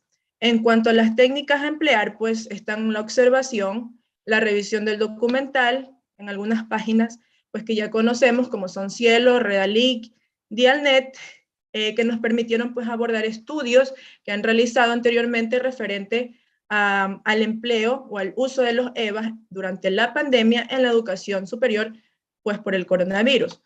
También es importante recalcar que se empleó un diseño no experimental transversal, según los autores pues Hernández y Mendoza 2018. Estos estudios se realizan sin la manipulación deliberada de variables y en los que solo se observan los fenómenos en su ambiente natural para analizarlos. Dentro de estos cambios significativos, pues podemos resaltar la creación de los entornos virtuales de aprendizaje, como son conocidos los EVA, y conceptualmente podemos decir o podemos definir que un entorno virtual de aprendizaje pues es el conjunto de medios de interacción sincrónica y asincrónica que, con base a un programa curricular, lleva a cabo el proceso de enseñanza y aprendizaje a través de un sistema de administración de aprendizaje. Como vemos, pues los EVA nos brindan la posibilidad de romper esas barreras de espacio y tiempo que existen en la educación tradicional. Nos posibilitan también la interacción abierta, dinámica en el mundo educativo. La integración de todas estas herramientas tecnológicas nos han facilitado de manera significativa los procesos de educación a distancia, haciendo pues especial énfasis en el uso de los recursos de interacción sincrónica y asincrónica, pues que facilita este proceso de educación y pues que es obviamente mediado por la tecnología. Cabe agregar que la educación virtual permite mayor flexibilización en cuanto al manejo de los tiempos, los espacios, las distancias y brinda mayores y mejores oportunidades de aprendizaje en las comunidades educativas. Esto pues es recalcado por Oliveros, Fuertes y Silva en el 2018.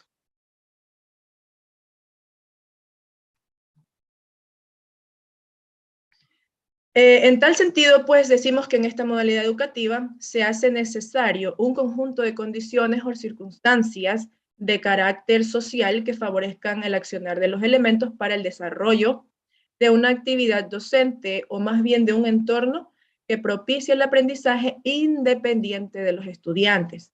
Y pues esto siempre va a ir de la mano con el empleo de las TICs. A partir de un modelo pedagógico apropiado, pues se hace necesaria la creación de las condiciones y facilidades donde el estudiante pueda trabajar pues a su ritmo, puede interactuar con los docentes estudiantes con sus pares y se puedan pues apropiar de conocimientos, desarrollar distintas habilidades, adquirir experiencias, pues para lo cual se utiliza la educación a distancia o un entorno, un ambiente de aprendizaje que responda a las necesidades de interacción presencial y que facilite el acceso a los recursos didácticos. Pues como hemos mencionado anteriormente, los EVA o los entornos virtuales de aprendizaje pues nacieron o en principio surgieron como un elemento de soporte a la educación a distancia, pero en la actualidad, como hemos visto también, pues se utilizan como un complemento a la educación presencial. Estos entornos se basan pues en principios de aprendizaje colaborativo apoyados con el uso de herramientas multimediales que hacen un poco más agradable el entorno interactivo de construcción del conocimiento. El mismo pues está diseñado para facilitar al profesor la gestión académica de sus clases y ayudar a sus estudiantes en el desarrollo de sus cursos a través pues del internet. Dentro de los cuales, bueno, algunos conocemos el uso de estos entornos, como son pues el Moodle, el Udemy, Edmodo, Edu 2.0 y algunos otros, y dentro de los más populares y más conocidos, incluso que se utilizan pues en las universidades a distancia o en las universidades que trabajan de modalidad online, que es el uso del Moodle, que nos permite pues la aplicación de estas herramientas y de estos varios recursos educativos. Como decíamos, pues un entorno de aprendizaje es un escenario en el cual se desarrolla un proceso de enseñanza. Para llevar a cabo pues este proceso tan complejo se requieren pues de una serie de elementos que favorezcan el aprendizaje de los estudiantes. Por ende, estos elementos indispensables son los siguientes. Se conforman de los siguientes, como es la infraestructura, ¿sí? Esta hace referencia al espacio físico o al espacio virtual donde se desarrolla este proceso. Estos deben estar diseñados pues, de manera que propicien un aprendizaje significativo a través de la integración de varios recursos. Luego tenemos pues, el currículum, que este elemento se refiere a todos los contenidos disciplinares que se trabajarán en todo el proceso formativo. Estos contenidos de aprendizaje son propuestos pues, meramente por cada institución. La planificación de procesos de aprendizaje, pues esta contempla la forma como se va a realizar el proceso y el tiempo en el cual pues, se va a propiciar. La planificación describe de manera clara las acciones de intervención docente, las estrategias, las actividades de aprendizaje, los recursos a utilizar, las materias de apoyo, recursos tecnológicos y de comunicación, entre otros. También toma en cuenta pues, los criterios de evaluación, los recursos, todos los recursos que conllevan pues, la materia. Los recursos de aprendizaje pues, son los distintos materiales en los distintos formatos. La comunicación pues, es uno de los elementos fundamentales del proceso de enseñanza y aprendizaje que se da entre docentes y alumnos y entre alumnos entre sí. Y pues tenemos la evaluación de los aprendizajes, que es el proceso que se realiza para medir el nivel de competencia que ha desarrollado el alumno, pues, en función a los objetivos de aprendizaje propuestos. Esta evaluación es de carácter sistémica y se da durante todo el proceso de enseñanza-aprendizaje, junto pues con la guía del profesor y la constante comunicación.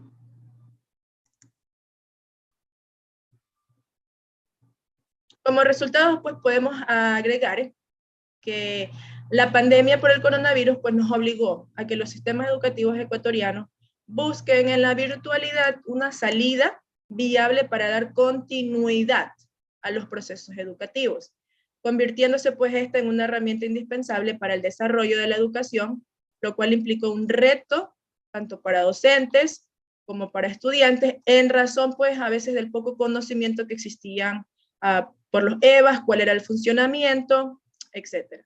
Sin embargo, pues con el pasar del tiempo, los autores, los docentes, hemos visto un instrumento, un instrumento virtual, un aliado para innovar y crear nuevas estrategias de aprendizaje.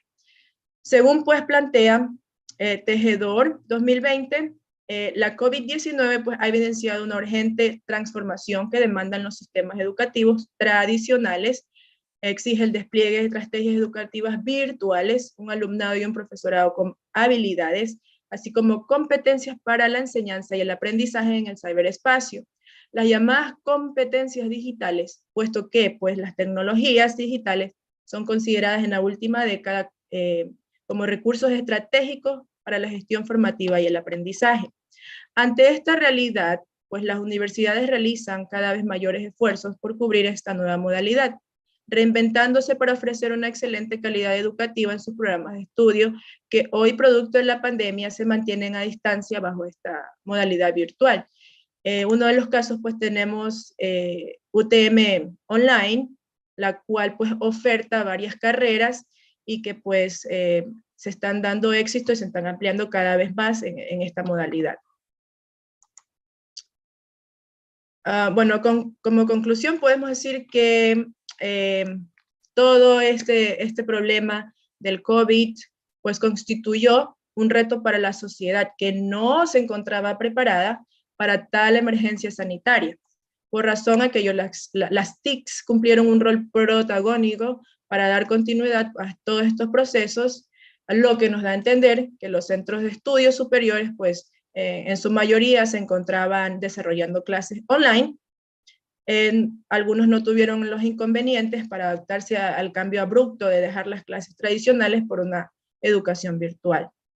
Finalmente, es propicio manifestar que los EVAs es el ofrecer instrumentos o herramientas para fomentar cada vez la capacidad del alumno y utilizar estratégicamente el conocimiento que va aprendiendo de manera autónoma y autorregulada.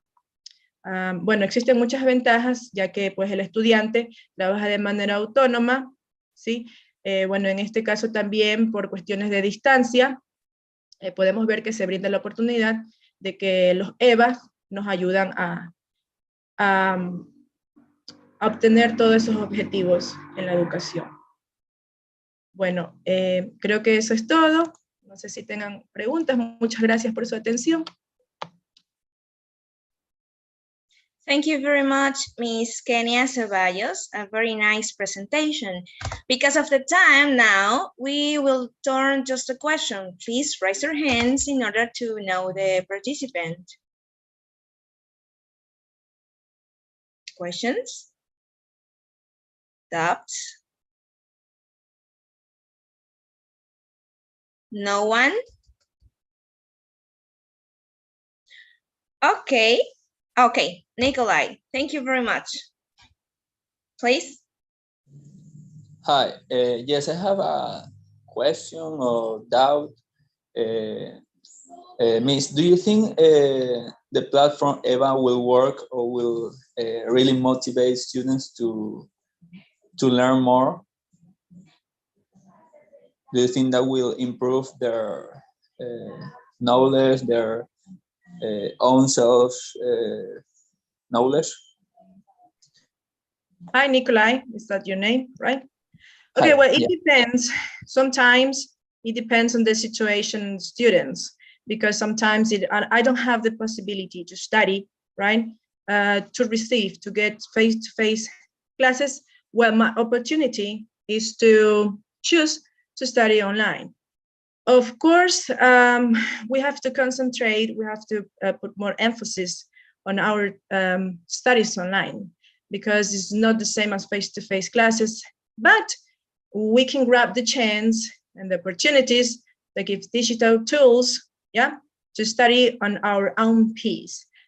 So, for example, in my own experience, I have worked and I like to work very much with EVAs, and also when I have the opportunity to get enrolled in some English courses and international courses, I grab the chance. I grab the opportunity to study, and also that's very useful for me. So sometimes it depends. Right now we're using a technological tool that is being useful because we are all connected, and we can learn. That's why we need to bear in mind what the purpose is, what the objectives are. So depending on that, we can choose, the modality, and also if we want to receive or we want to get practicals, face-to-face classes, or if we want to choose only online classes. So everything depends on objectives sometimes. And the commitment that our students have with maybe the interest that they have with the knowledge, what they want to learn, in fact, okay? We have to learn our community to work autonomously. Yes, that's what I say. It is about a commitment, an own commitment to learn by ourselves. That's the main point, and the success of using EVAs as education. Thank you very much, Miss Kenia. It was a pleasure to having you here. Now we are going to continue with the programmation. Okay, thank you very much. Thank you for your attention. Bye. Bye.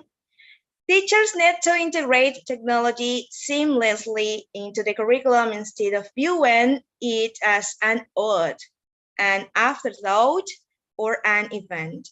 Heidi Hayes Jacobs. We now welcome Ms. María Rosario Álava Zambrano from the Universidad Laica Loyola Alfaro de Manaví. She will share with us the topic application of virtual tours for teaching English for tourism. Ms. María Rosario Álava, are you there? Yes, you are. Thank you very much. The room is all yours. Thanks, dear Marta. Thanks for the welcome. And good morning, everybody. I have this important topic, and that is that's my passion, really. Application of virtual tours for teaching English for tourism. And first, I want to talk about the profession of tourism. Tourism is a challenging profession that require important dimensions like sociocultural dimension, linguistic dimensions, and other important aspects like linking with the community, interaction with the community. So the students of tourism is required to visit museums. But the problem, virtual tours during and after COVID. You know that all the teachers know that we have to rethink the education, rethink and apply new strategies after COVID, after and during COVID-19. And one of the most excited events in the traditional education systems are trips, virtual trips.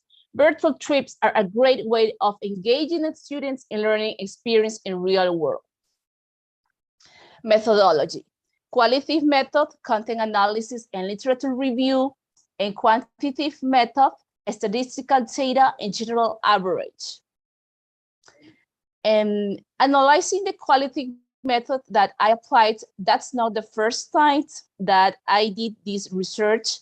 And the first time it was in 2020 when I did the research in Spanish virtual e-tours for the learning of the signature epistemology for the subject of epistemology of the science and technology for administration of tourism. La primera conferencia o el primer trabajo de investigación que realicé fue recorridos virtuales en el aprendizaje de la asignatura Epistemología de la Ciencia de la carrera Administración Turística, la cual fue publicada en las memorias del primer encuentro del Consejo de Aseguramiento de la Calidad. Entonces, esto fue más bien mi inspiración para continuar con este segundo, por decirlo así, esta segunda investigación aplicada al inglés técnico turístico como profesora titular de la carrera de turismo.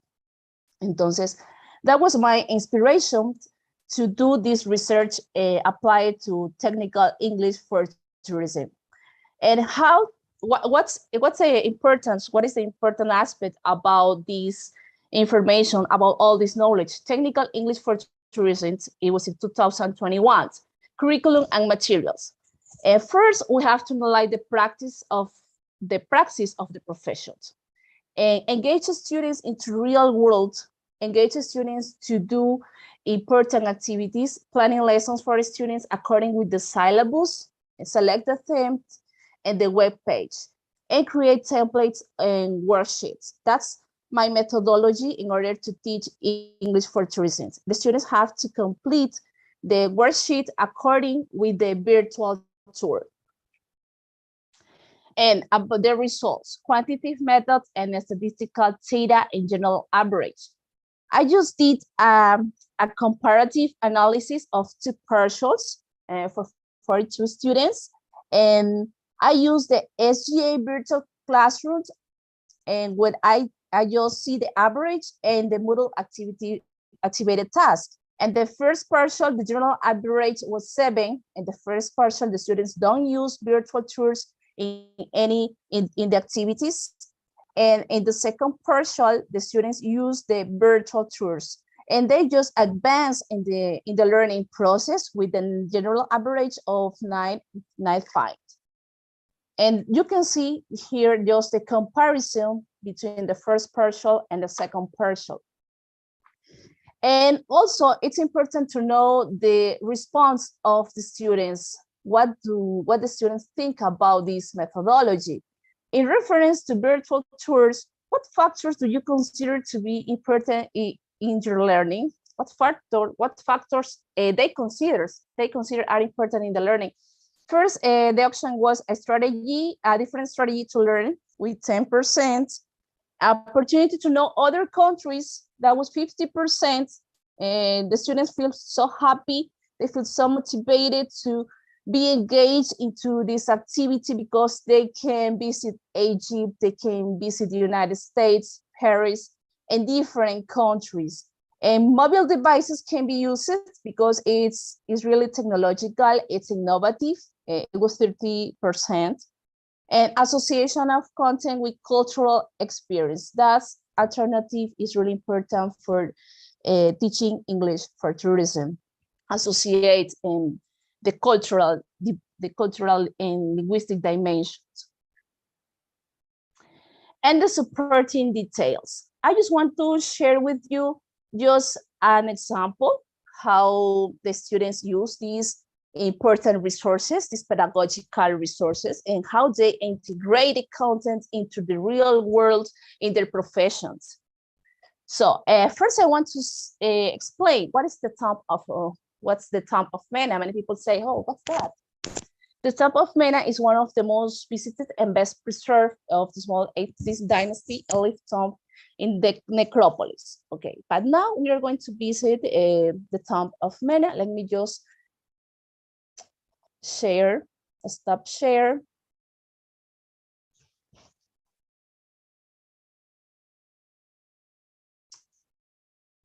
I hope that you can see it. Can you see the tomb of Mena? No, miss. We only see the slide.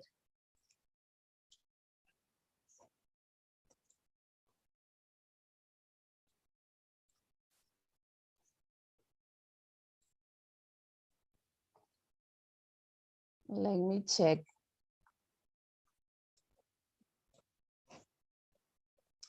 Okay, but the first, you just have to select this page and you can just have a virtual tour about around the tomb of Menat in Egypt. Let me just see what is happening with that. I don't know if I can share just the link here. Okay, miss, you should stop sharing your slide and then to choose the maybe the okay. Yeah. I have the control. Yeah. Okay, here, can you see it? Yes, now it is. Okay, now we are here the tomb of Mena. You can just select here and you can see here that the students can apply reading skills. I just can read here the tomb of Mena. This beautiful tomb was built for a man named Mena over 3,000 years. Okay, but I just want to see what is happening there, and just that a student, and just I have the control and I can advance and I can see just the fishing and falling ancient age Egyptian tombs scenes often had multiple meanings, and just I can have the control of it and I can see this beautiful painting, and that's kind of the national and cultural heritage of Egypt.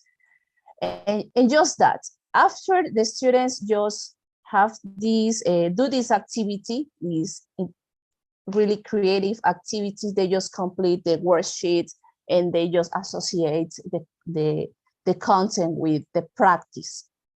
And it's a new way just to know other countries, other cultures, and just share information and interact with the partners, with the classmates, and just see new ways to do in this beautiful and this challenging profession like tourism. Okay.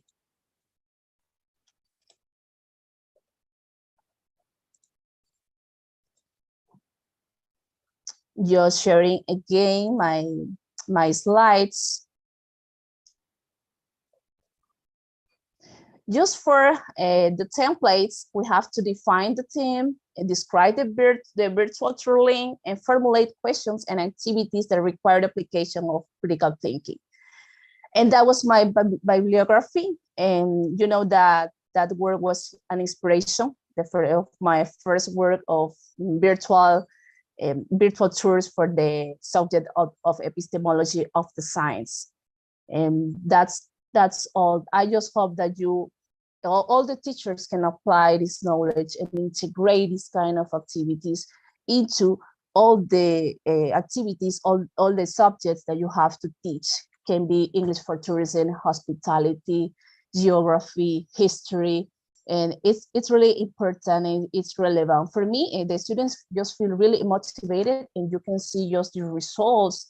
And when I can analyze the comparison in the contrast between the first partial that they don't use the virtual tours and the second partial that they use the virtual tours, the results are really clear about that. Thank you so much. I don't know if I speak 6 minutes, but that was all. Thanks for the opportunity.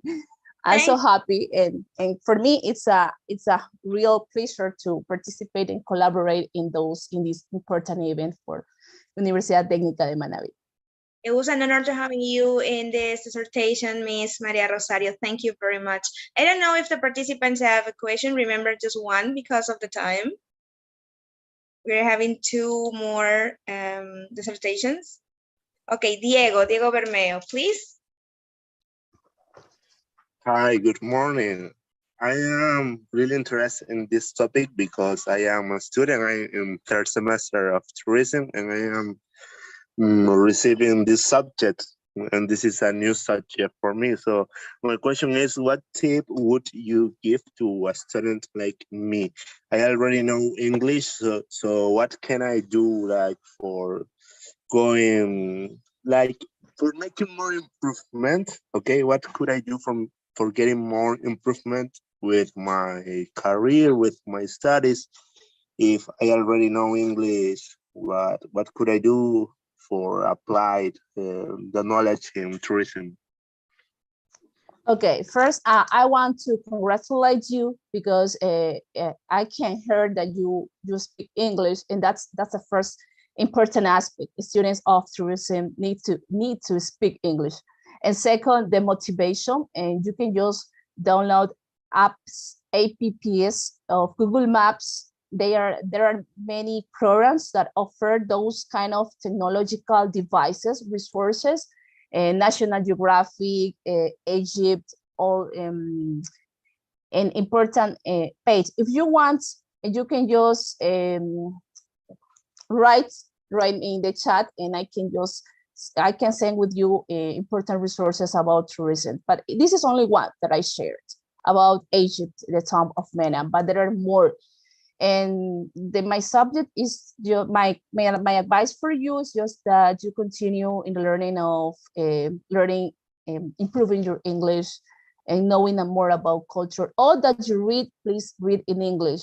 If you need to read about museums, if you need to read about art gallery, try to read in English and try to search technological resources when you can practice English and speaking. Speaking and listening competence. That's my advice for you. Thank you very much, Miss. Okay. I don't know if Nikolai has a question. Please be objective because of the time. Okay. Hi. Yeah, sorry for that. I have a question that there's a project, or have you ever tried to do it here in Manabí or here in Ecuador, that type of virtual tours,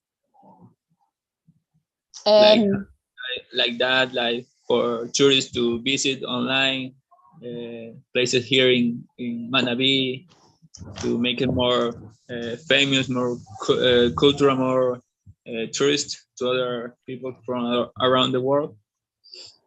Okay, thanks for the question. I considered it's just my strategy for my class. I had shared before in different conferences, but I think in the real world, in the real situation, that Manabí requires to engage in these kind of resources, not only in the teaching practice.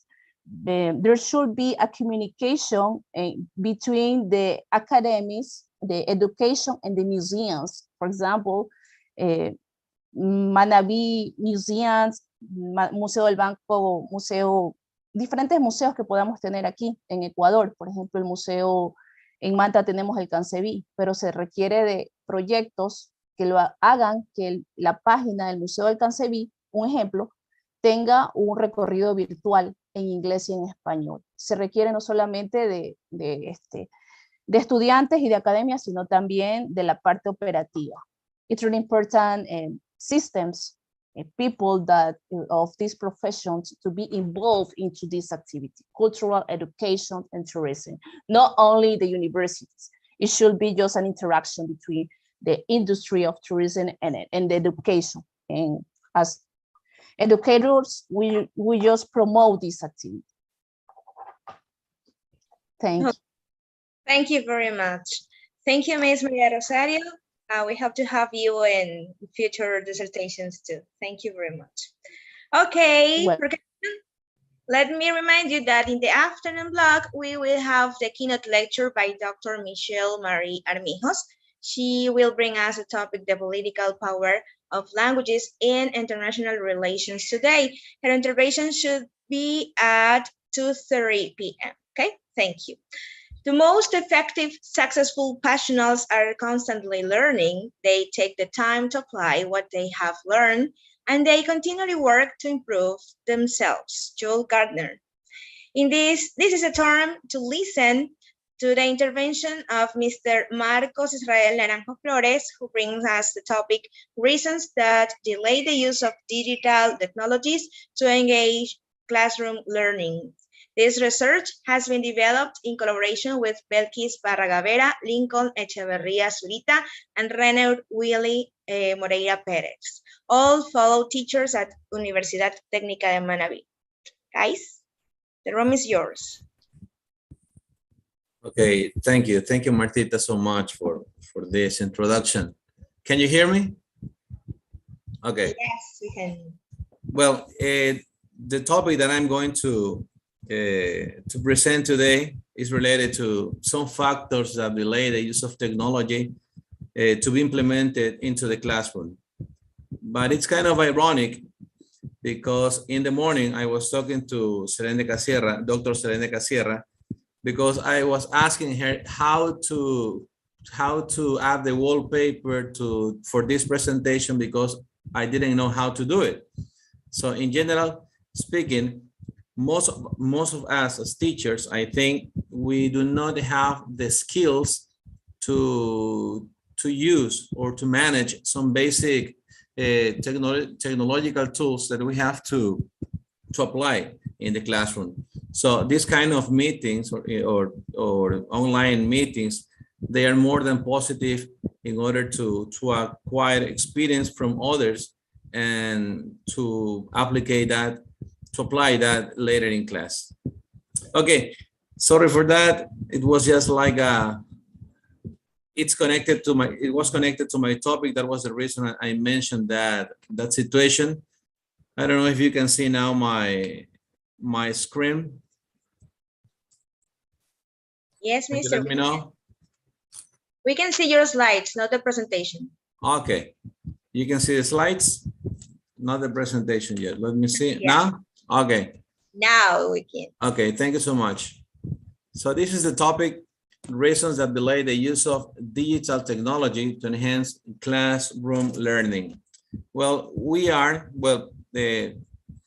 my colleagues, Lincoln, Belkis, and Willie, we are English teachers, but the idea of this research can be applied to any other curriculum area.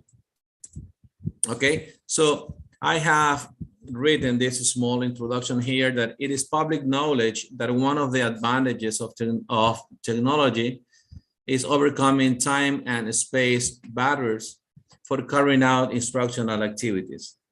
So I would like to start from here, knowing that it is really important for us as educators to know how to use and apply new technologies, digital technologies, to have a more encouraging and motivating classrooms. So the main objective of this brief research is to have a general overview of some factors that might delay the integration of digital technologies in daily instruction. Well, this is just a review from other authors, and what I have done is, we have done is that we have taken most of the repeated results from some of them in order to comprise for this intervention. Well, you know, the presence of technology in education have not been indifferent through the years. In the past, okay, I don't know if maybe some of you, when we're at school, at elementary school, we practiced some mathematical operations by using the abacus, okay?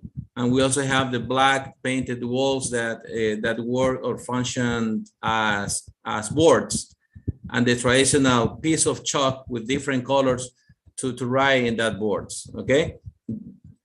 I was part of that kind of education, but later came more sophisticated tools like the personal computer with all its programs and peripherals, and everything changed even more with the arrival of the internet.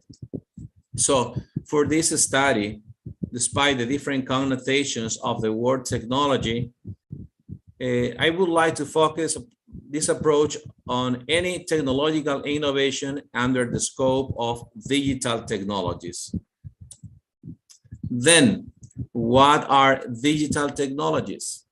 Well, it refers to technologies such as online resources, learning management systems, programs, apps, tools such as laptops, tablets, mobile phones, and any other electronic device that can be used for supporting teaching and learning.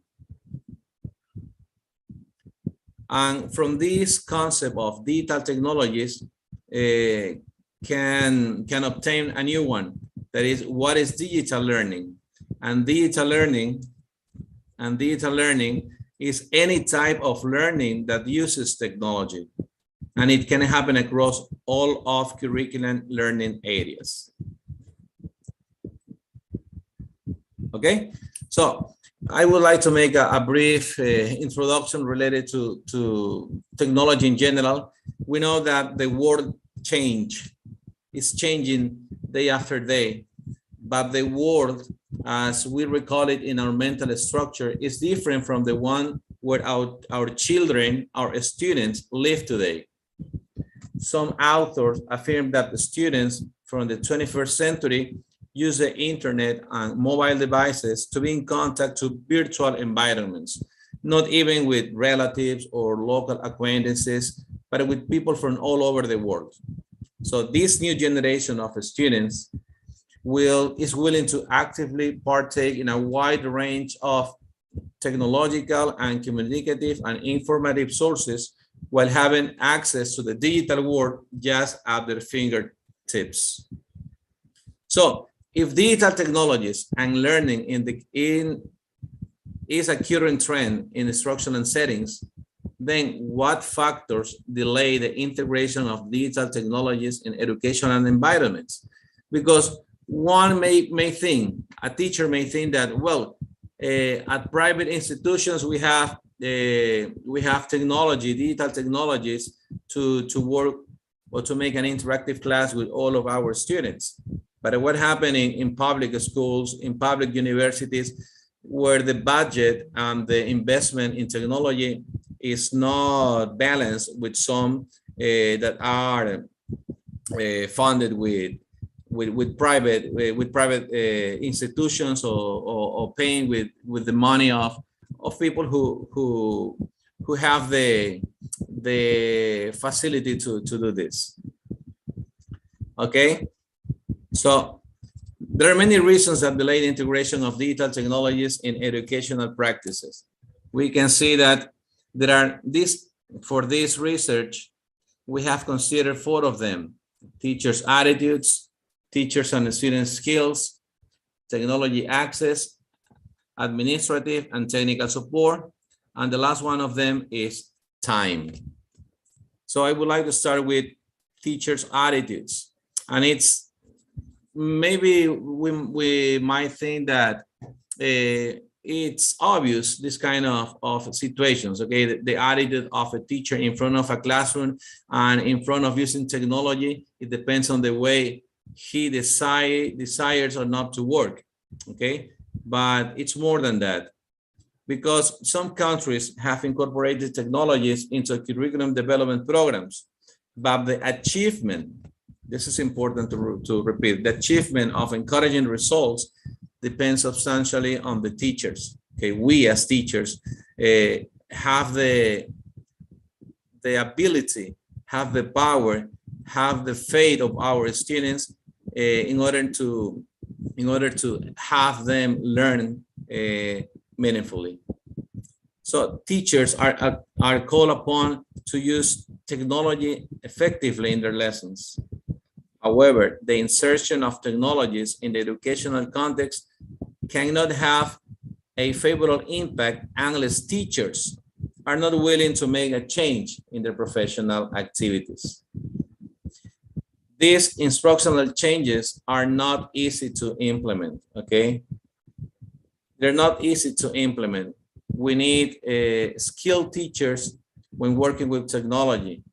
And for those newer teachers who try to work with technology into the classroom, this situation can awaken them some negative feelings like fear, anxiety, and misunderstanding that we know they are part of our humanity, but we must channel them, integrating technology into our instructional practices.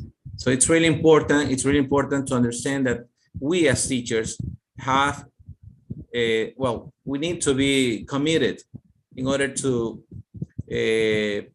train ourselves, learn from others, teachers' experience, and in that way we can replicate, okay, that knowledge, that experience with our students.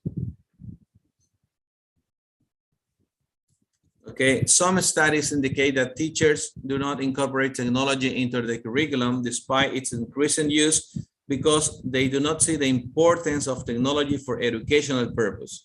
So it's like we have two kinds of teachers here.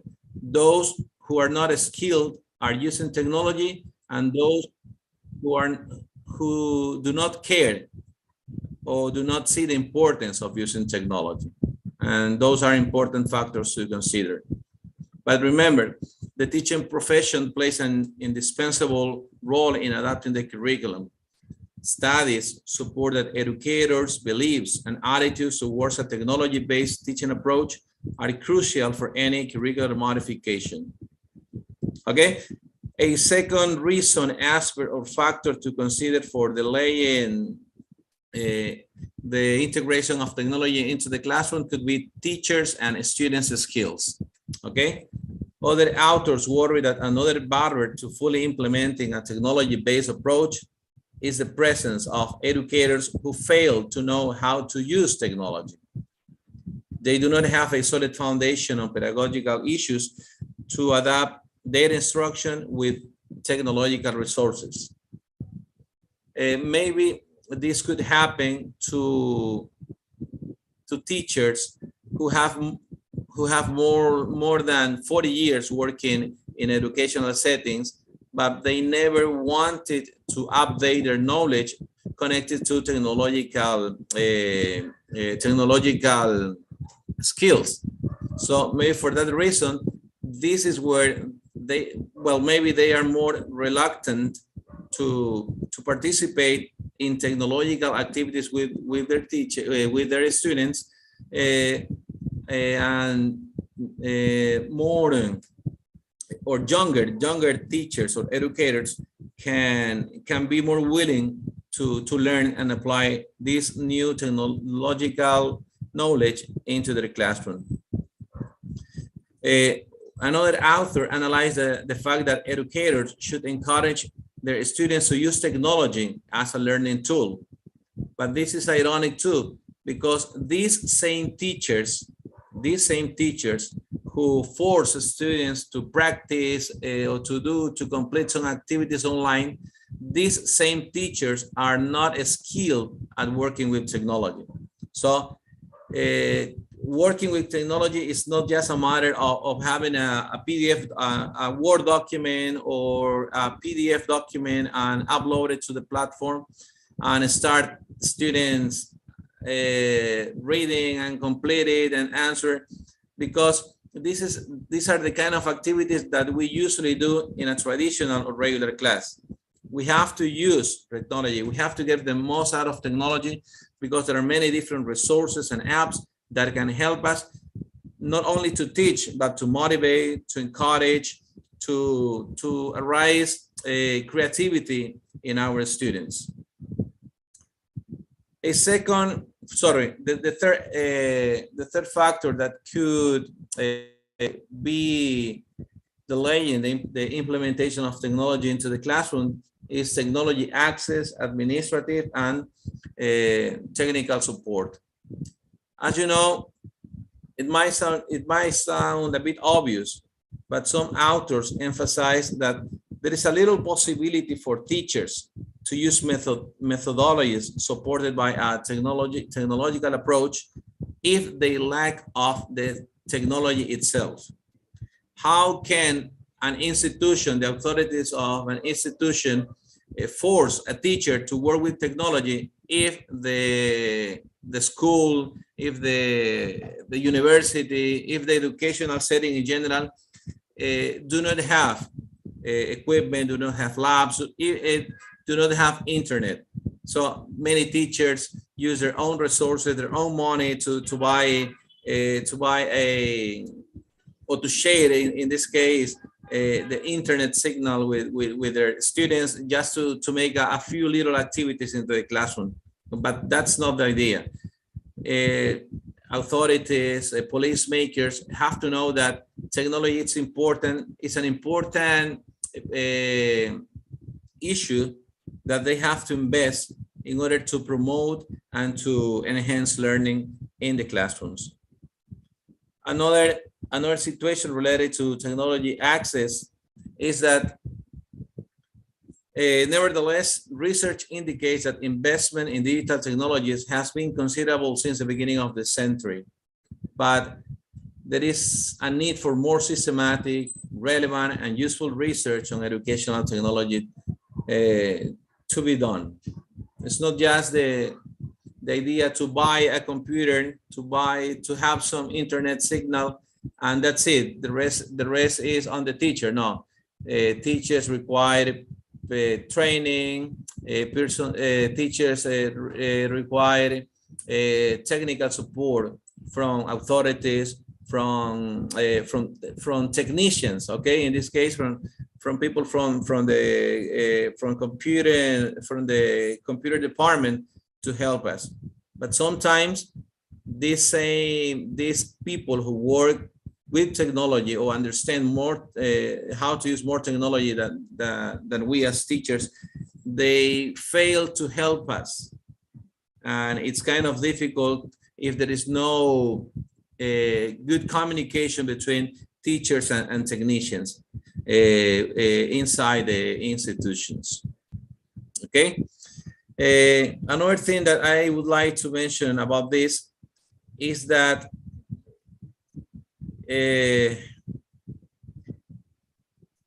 technology always give any kind of problems to the user, and at that time, if you are in class giving for example, here giving a presentation, and I don't know how to use any app or any tool, it's going to be quite difficult to get the most out of technology. So it's really important to have a staff who give workshops, who give or share their experiences related to the use of certain basic applications, programs of software that can be used into the classroom.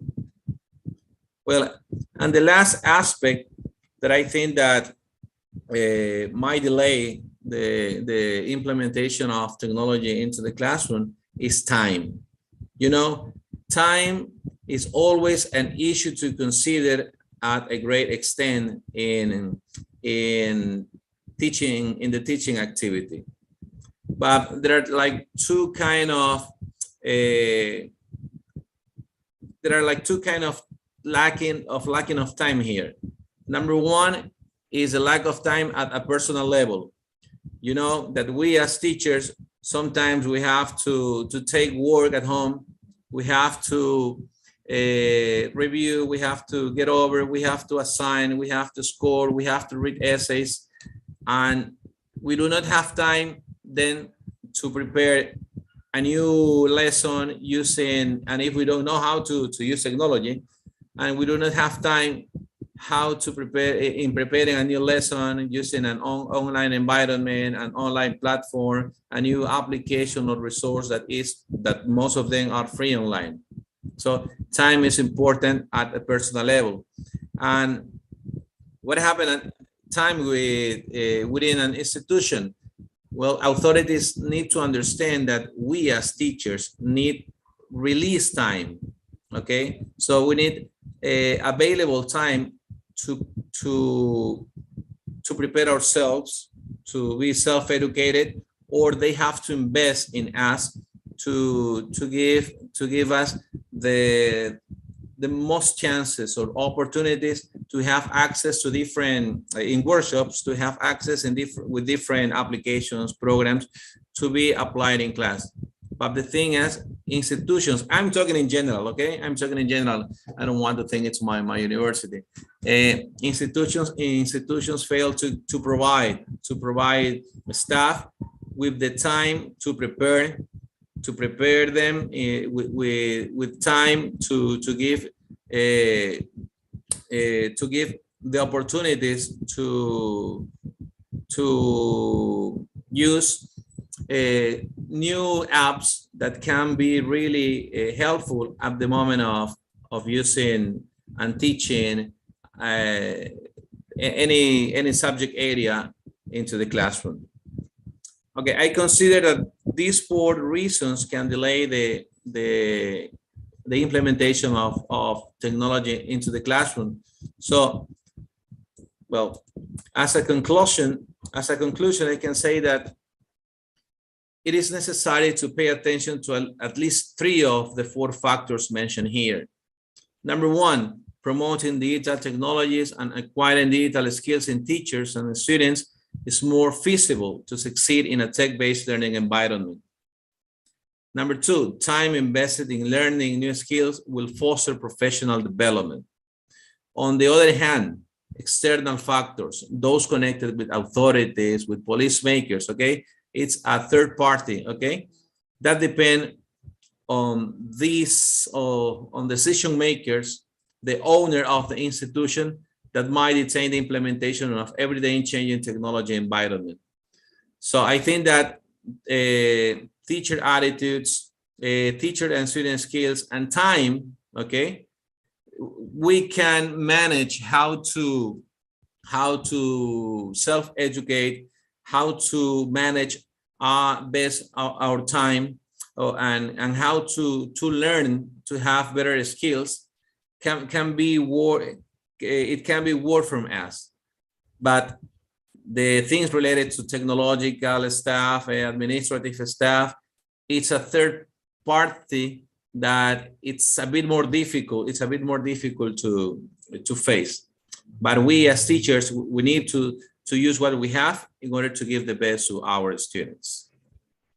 Okay, well, that was part of my presentation. I really want to thank to the organizers of these conferences for giving me the opportunity to share with you this little experience. Thank you, Mr. Marco Naranjo, for your dissertation. Very interesting topic. And thanks a lot for the knowledge that you have shared with us. I don't know if if any member of the participants have a question for you, maybe a comment, contribution. Please, an easy one. Yes, just one because of the time. It's almost time for lunch. I think that you're all hungry. Good conference, Mr. Naranjo. Okay, we have good comments about your dissertation. Maybe a question? No? At 1? No, my friend, a question. At 3? I think that they don't have questions. Okay. Well, thank you for Thank you. everything. Okay, thank you, Martita. Thank you so much. Thanks a lot, Marquito. It was a pleasure for having you. Thank you very much. Okay, well, you can teach people everything they need to know. The best you can do is position them where they can find what they need to know when they need to know it. Say more papered. And last but not least, we have the participation of the authors Marlon Alavacedeño, Daniela Loor-Lara, and Martha Loor Fernandez with the research subject assessment of the use of MOOCs in the English teaching for specific purposes at Universidad Técnica de Manabí. They are also teachers at the Institute of Languages. Welcome, colleagues. The room is yours.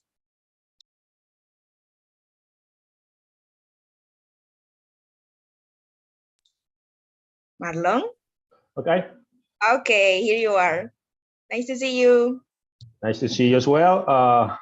I'm having problems with my computer, so I change it. I hope we don't have any kind of problems with this. I'm going to start as soon as I can because I'm pretty sure that you all want to go to lunch.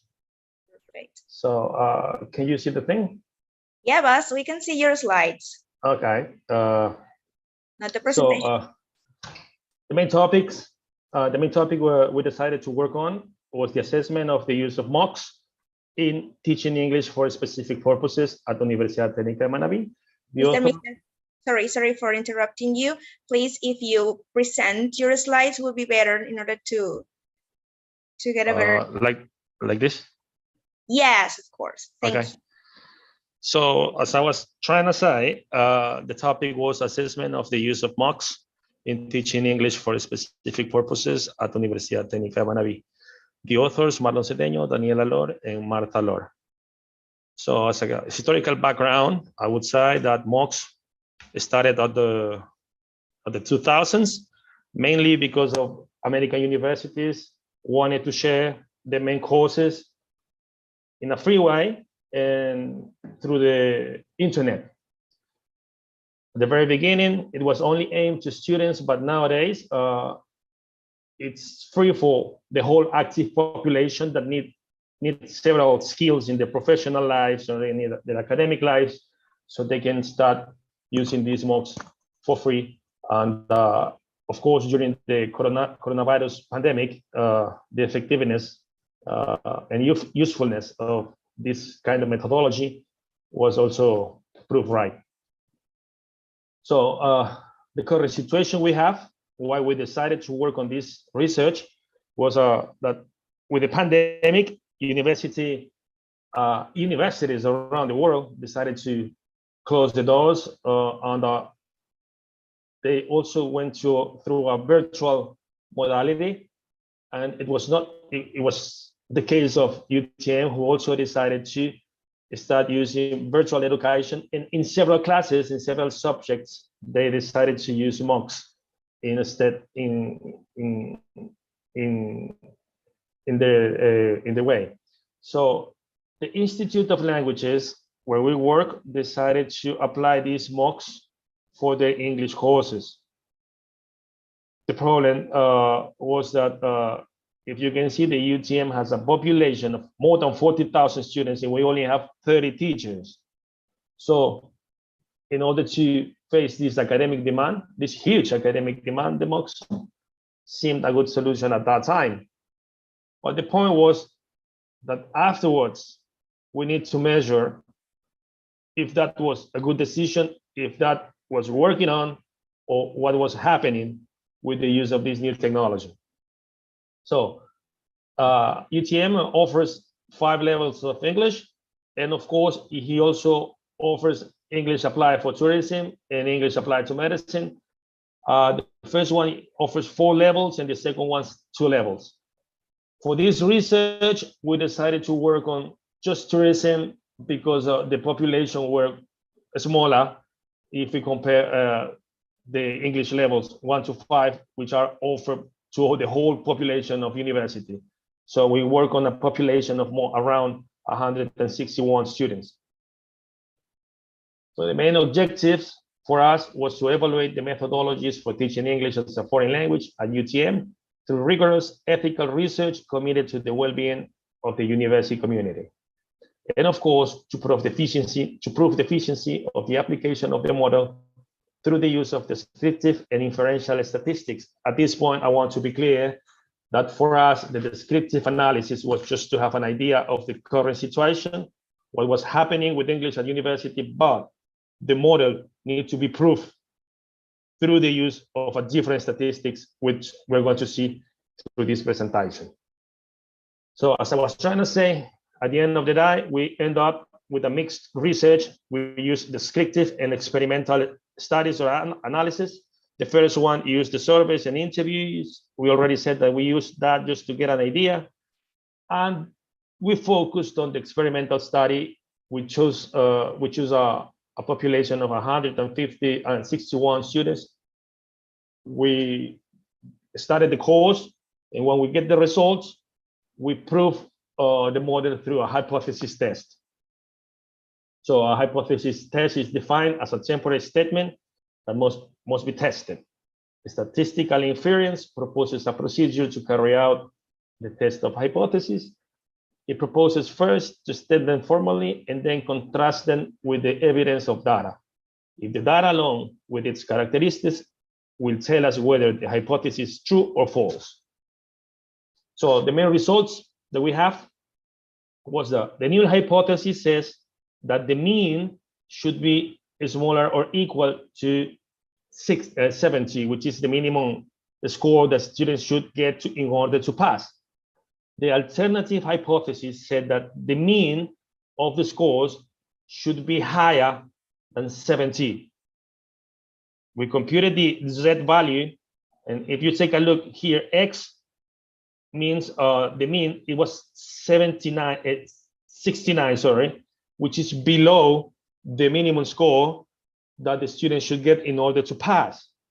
But anyway, if we get the Z value, which was minus 1.06, if we go to the graphic, we will see that it's right here.